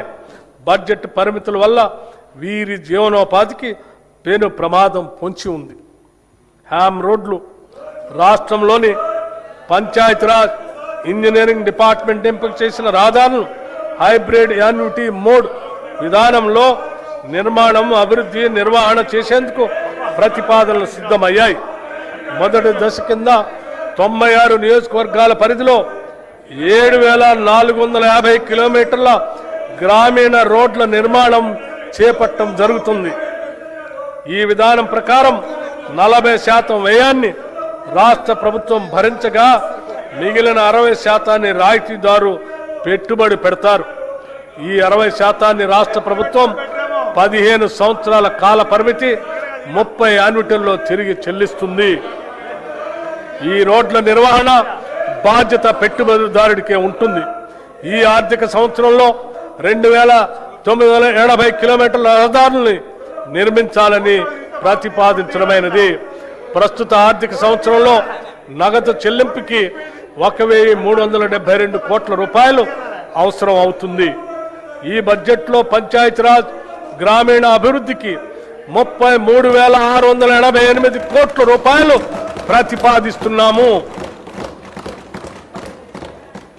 సాగునీటి ప్రాజెక్టులు డిసెంబర్ 2023లో మా ప్రభుత్వం బాధ్యతలు చేపట్టిన నుండి సాగునీటి ప్రాజెక్టులు పూర్తి చేయటం ప్రభుత్వ ప్రాధాన్యంలో ఒకటిగా ఉంది. కృష్ణా, గోదావరి జలాల్లో తెలంగాణకు దక్కాల్సిన న్యాయమైన వాటా కోసం గౌరవ సుప్రీంకోర్టు, ట్రిబ్యునల్, చట్టబద్ధమైన సంస్థలు, భారత ప్రభుత్వం వంటి ప్రతి వేదిక పైన మా ప్రభుత్వం సమర్థవంతంగా పోరాడింది. మా ప్రభుత్వానికి గతంలో పెండింగ్లో ఉన్న అనేక ప్రాజెక్టులు వారసత్వంగా వచ్చాయి.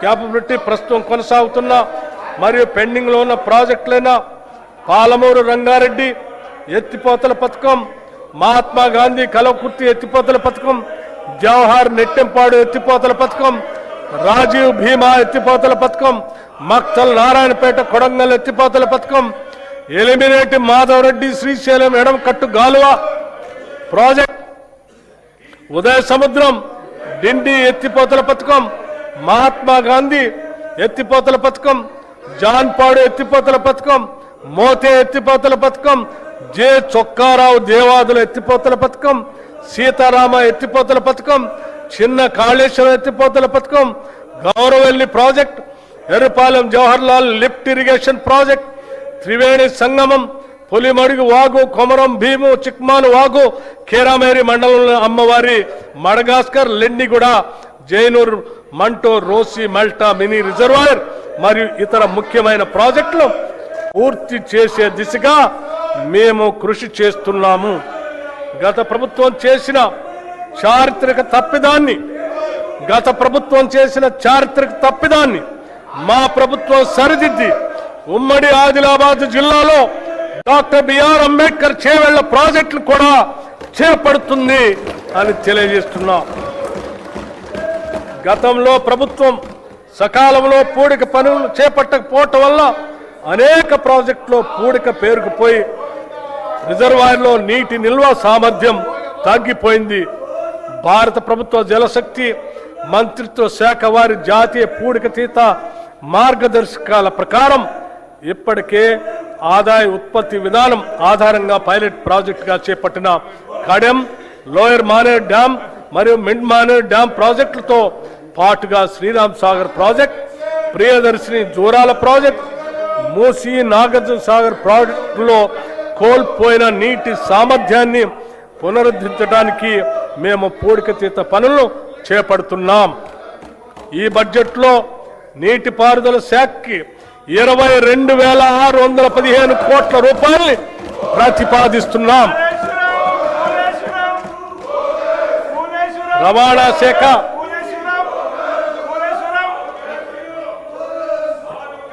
తెలంగాణ రాష్ట్ర రవాణా శాఖ పరిధిలో 1,82,00,000 నమోదిత వాహనాలు ఉన్నాయి.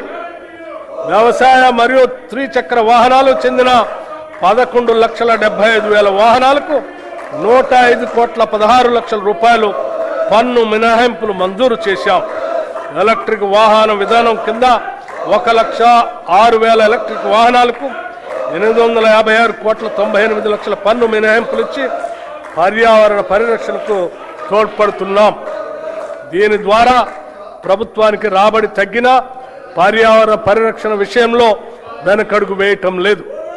రాష్ట్ర వ్యాప్తంగా రోడ్డు భద్రతా చర్యలను మరింత కఠినతరం చేశాం. నేషనల్ ఇన్ఫర్మేటిక్స్ సెంటర్ అభివృద్ధి చేసిన డిజిటల్ సేవలు సారథి వాహనాలను తెలంగాణలో అమలు చేస్తున్నాం. వాహన సేవలను వచ్చే 6 నెలల్లో పూర్తిగా అందుబాటులో తీసుకొస్తాం. రాష్ట్రంలోని అన్ని R&B రోడ్లను హైబ్రిడ్ యాన్యుటీ మోడ్ విధానంలో అభివృద్ధి చేసేందుకు ప్రతిపాదనలు సిద్ధమయ్యాయి. హైదరాబాద్ చుట్టూ రీజనల్ రింగ్ రోడ్డు నిర్మాణంలో పాటు సమాంతరంగా రీజనల్ రింగ్ రైలు ఏర్పాటు చేయాలని నిర్ణయించాం. హైదరాబాద్ చుట్టూ రీజనల్ రింగ్ రోడ్డు నిర్మాణంతో పాటు సమాంతరంగా రీజనల్ రింగ్ రైలు ఏర్పాటు చేయాలని నిర్ణయించాం. నూతన విమానాశ్రయాల అభివృద్ధి, వరంగల్ విమానాశ్రయం కోసం భూసేకరణ పూర్తి చేసి నిర్మాణపు పనులు వేగవంతం చేస్తాం.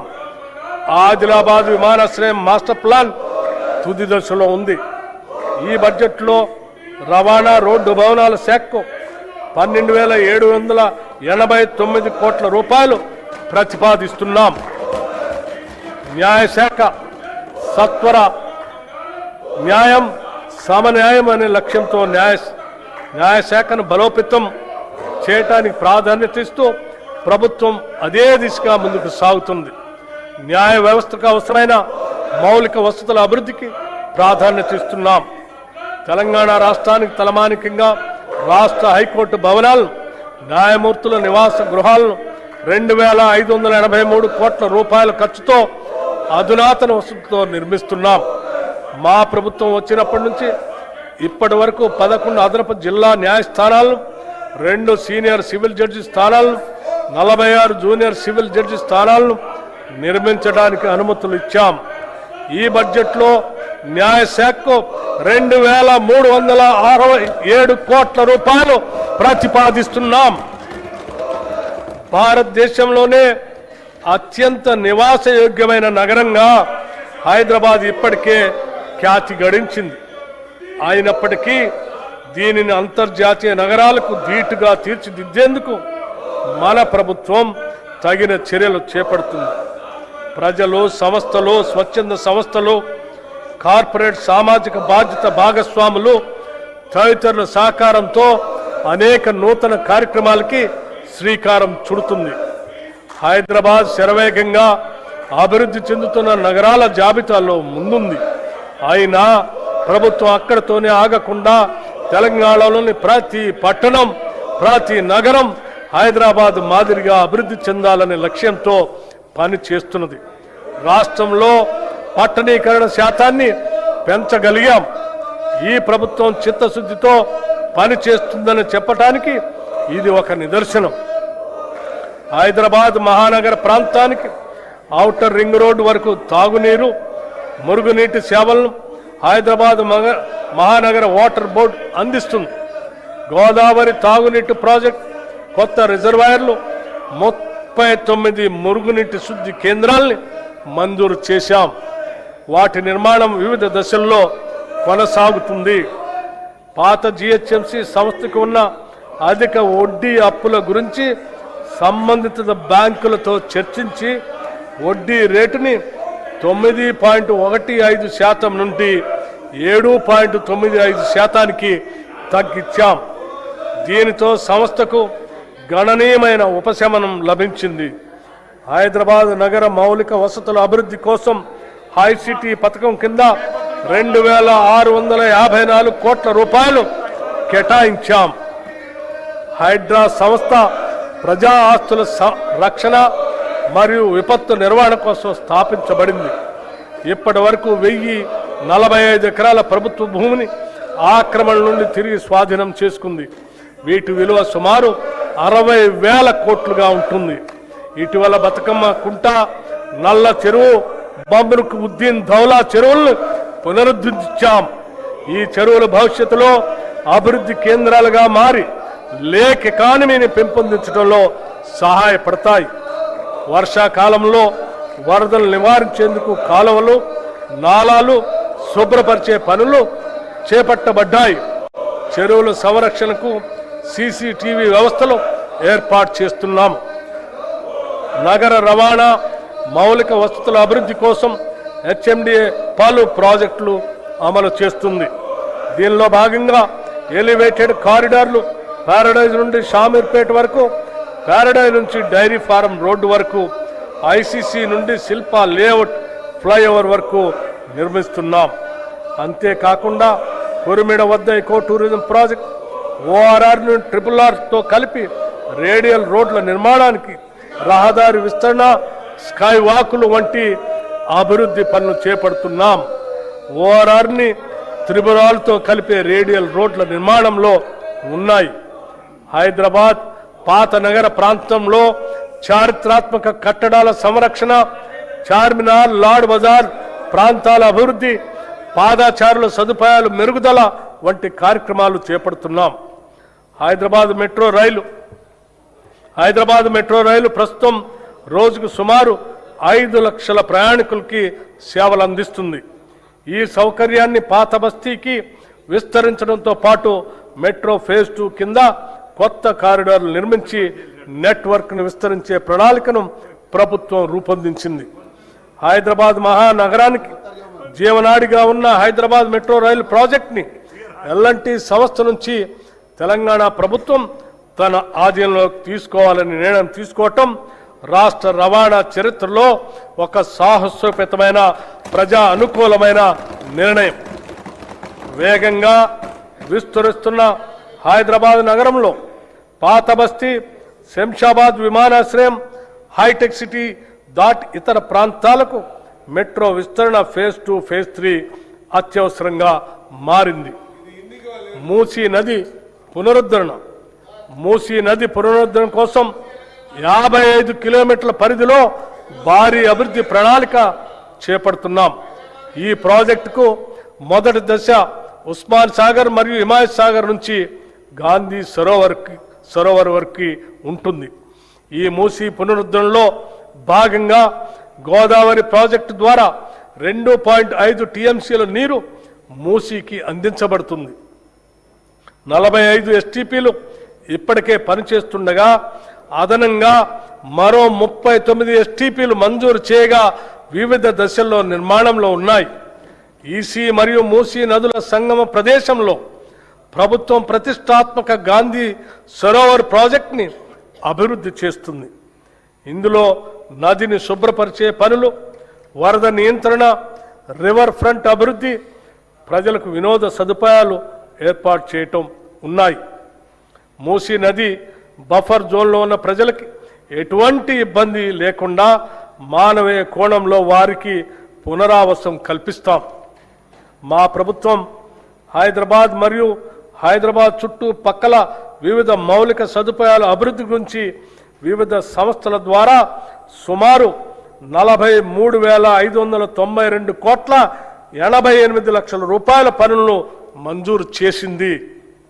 వాటిలో ఇప్పటికే 24,752 కోట్ల రూపాయల పనులు ప్రారంభమయ్యాయి. మిగిలిన త్వరలో చేపడతాం. ఈ బడ్జెట్లో పురపాలక మరియు పట్టణాభివృద్ధి శాఖకు 17,907 కోట్ల రూపాయలు ప్రతిపాదిస్తున్నాం. శాంతి భద్రతల పరిరక్షణ, రాష్ట్రంలో శాంతి భద్రతల పరిరక్షణ ప్రభుత్వం అత్యంత ప్రాధాన్యతనిస్తుంది. సంఘ వ్యతిరేక కార్యక్రమాలను నిలువరించడంలో పోలీస్ శాఖ మంచి ఫలితాలు కనపరుస్తుంది.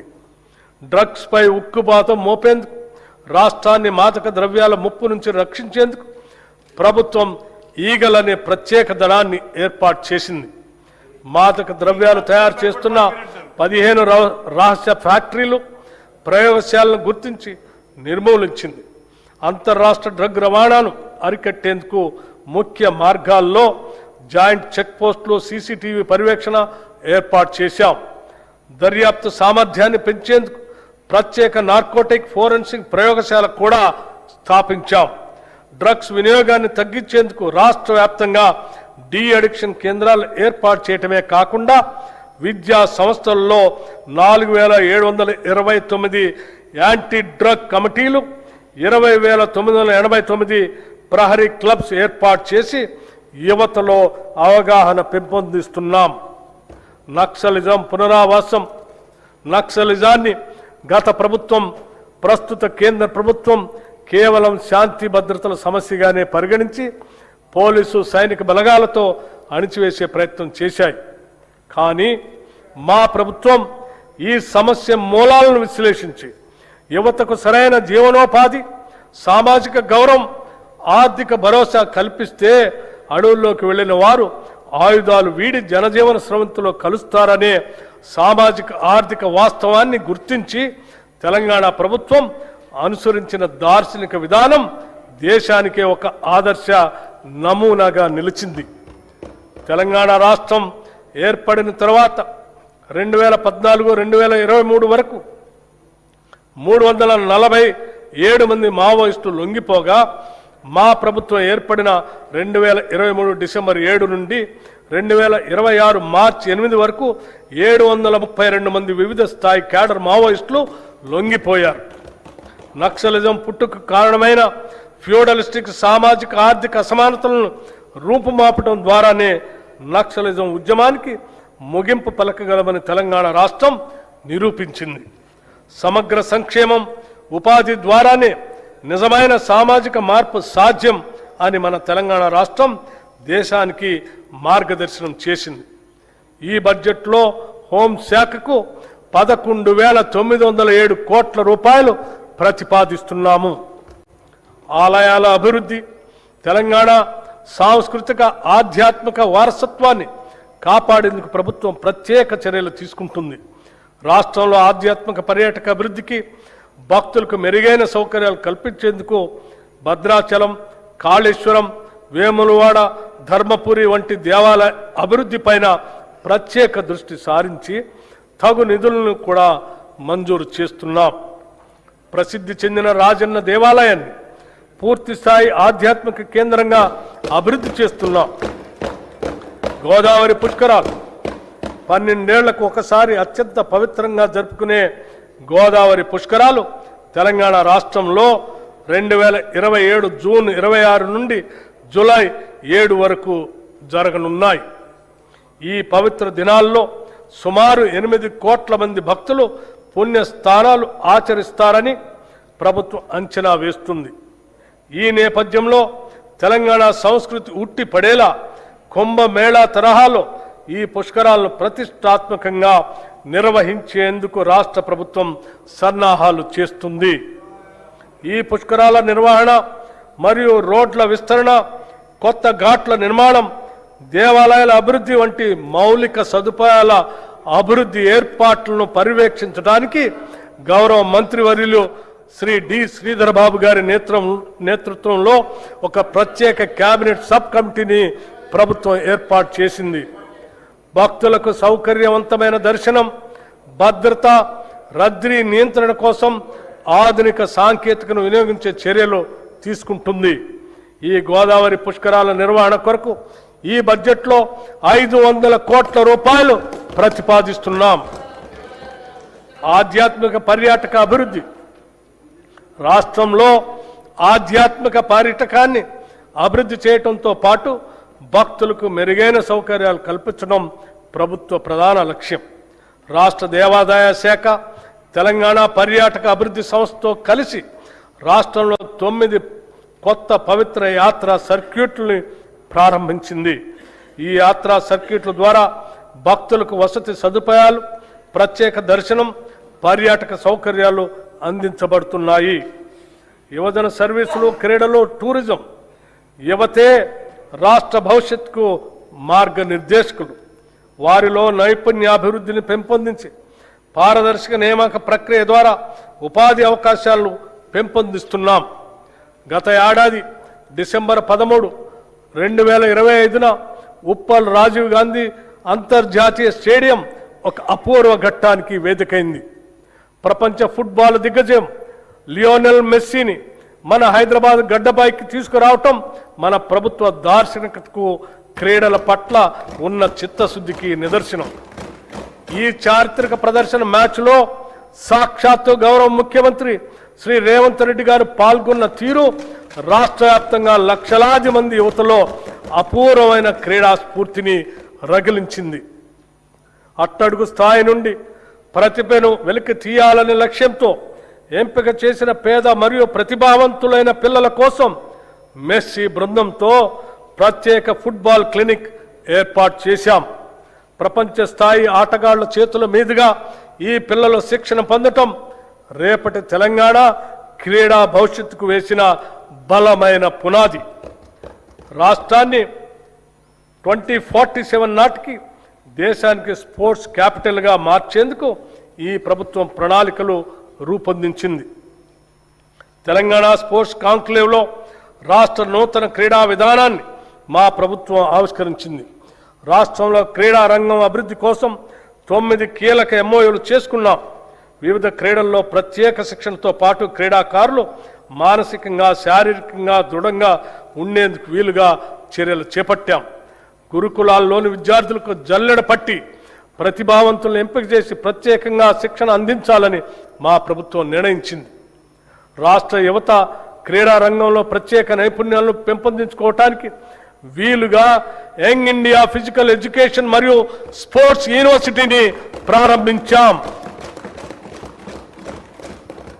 హైదరాబాద్ నగరంలోని గచ్చిబౌలి జిఎంసి బాలయోగి హాకీ మైదానంలో ప్రతిష్టాత్మక మహిళల హాకీ వరల్డ్ కప్ క్వాలిఫైయర్స్కు ఆతిథ్యం ఇవ్వటం తెలంగాణ రాష్ట్రానికి దక్కిన అరుదైన గౌరవం.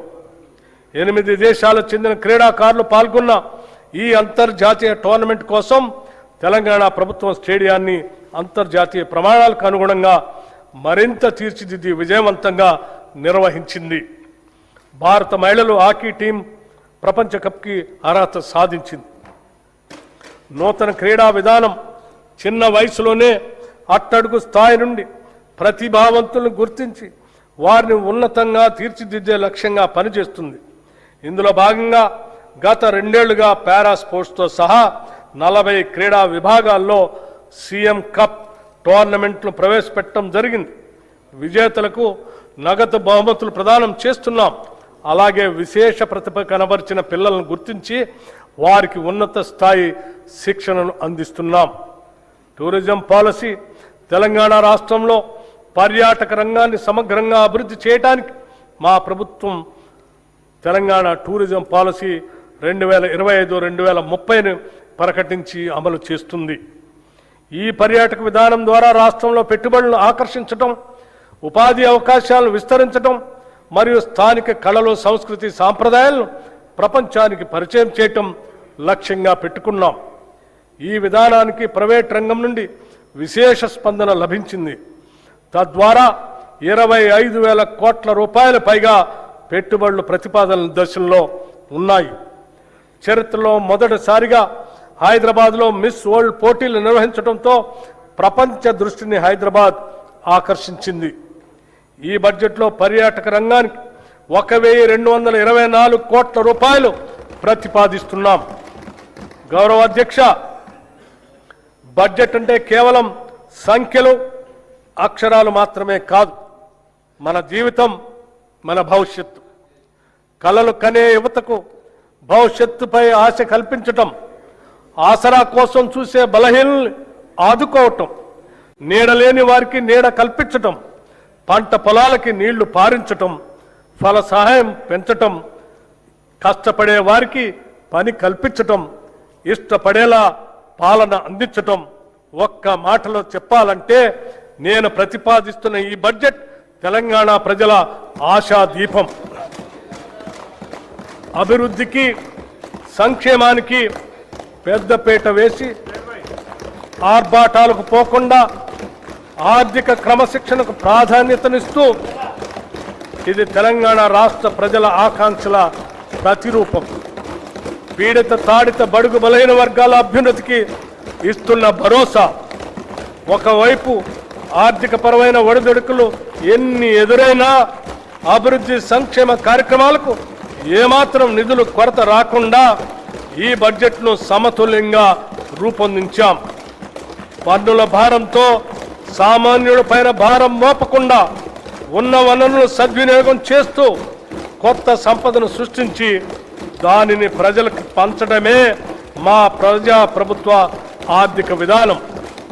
పేదవాడి కన్నీరు తుడిచిన నాడే నిజమైన అభివృద్ధి అని మహాత్మా గాంధీ మాటలను, ఆశయాలను స్ఫూర్తిగా తీసుకొని మా ఈ 2 ఏళ్ల పాలన 10 ఏళ్ల విధ్వంసాన్ని సరిదిద్దే పునాది ఈ బడ్జెట్. ఈ పునాదిపై ఒక సుందరమైన, సుసంపన్నమైన, ప్రశాంతమైన తెలంగాణ రాష్ట్రాన్ని నిర్మించే బ్లూ ప్రింట్ ఇది. ప్రతిపక్షాలు కేవలం విమర్శలకే పరిమితం కాకుండా రాష్ట్ర అభివృద్ధికి నిర్మాణాత్మక సలహాలు, సూచనలు ఇవ్వాలని, అభివృద్ధిలో భాగస్వాములు కావాలని కోరుకుంటున్నాను. 2026-27 బడ్జెట్ అంచనాలు 2026-27 ఆర్థిక సంవత్సరానికి మొత్తం వ్యయం 3,24,234 కోట్ల రెవెన్యూ వ్యయం రూపాయలు, 2,34,406 కోట్లు, మూలధన వ్యయం 47,267 కోట్లుగా ప్రతిపాదిస్తున్నాను. తెలంగాణ ప్రజలపై విశ్వాసంతో, వారి భవిష్యత్తుకు భరోసా కల్పిస్తుందన్న నమ్మకంతో ప్రజల పక్షాన నిలబడి వారి స్వప్నాలను సాకారం చేసే ఈ 2026-27 ఆర్థిక సంవత్సరపు బడ్జెట్ను సదా ఆమోదం కోసం సమర్పిస్తున్నాను. జై హింద్, జై Telangana.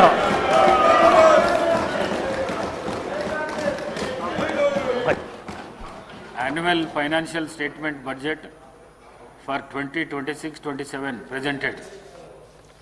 The House is urgent to meet again at 10 a.m. on Monday, the 23rd March 2026.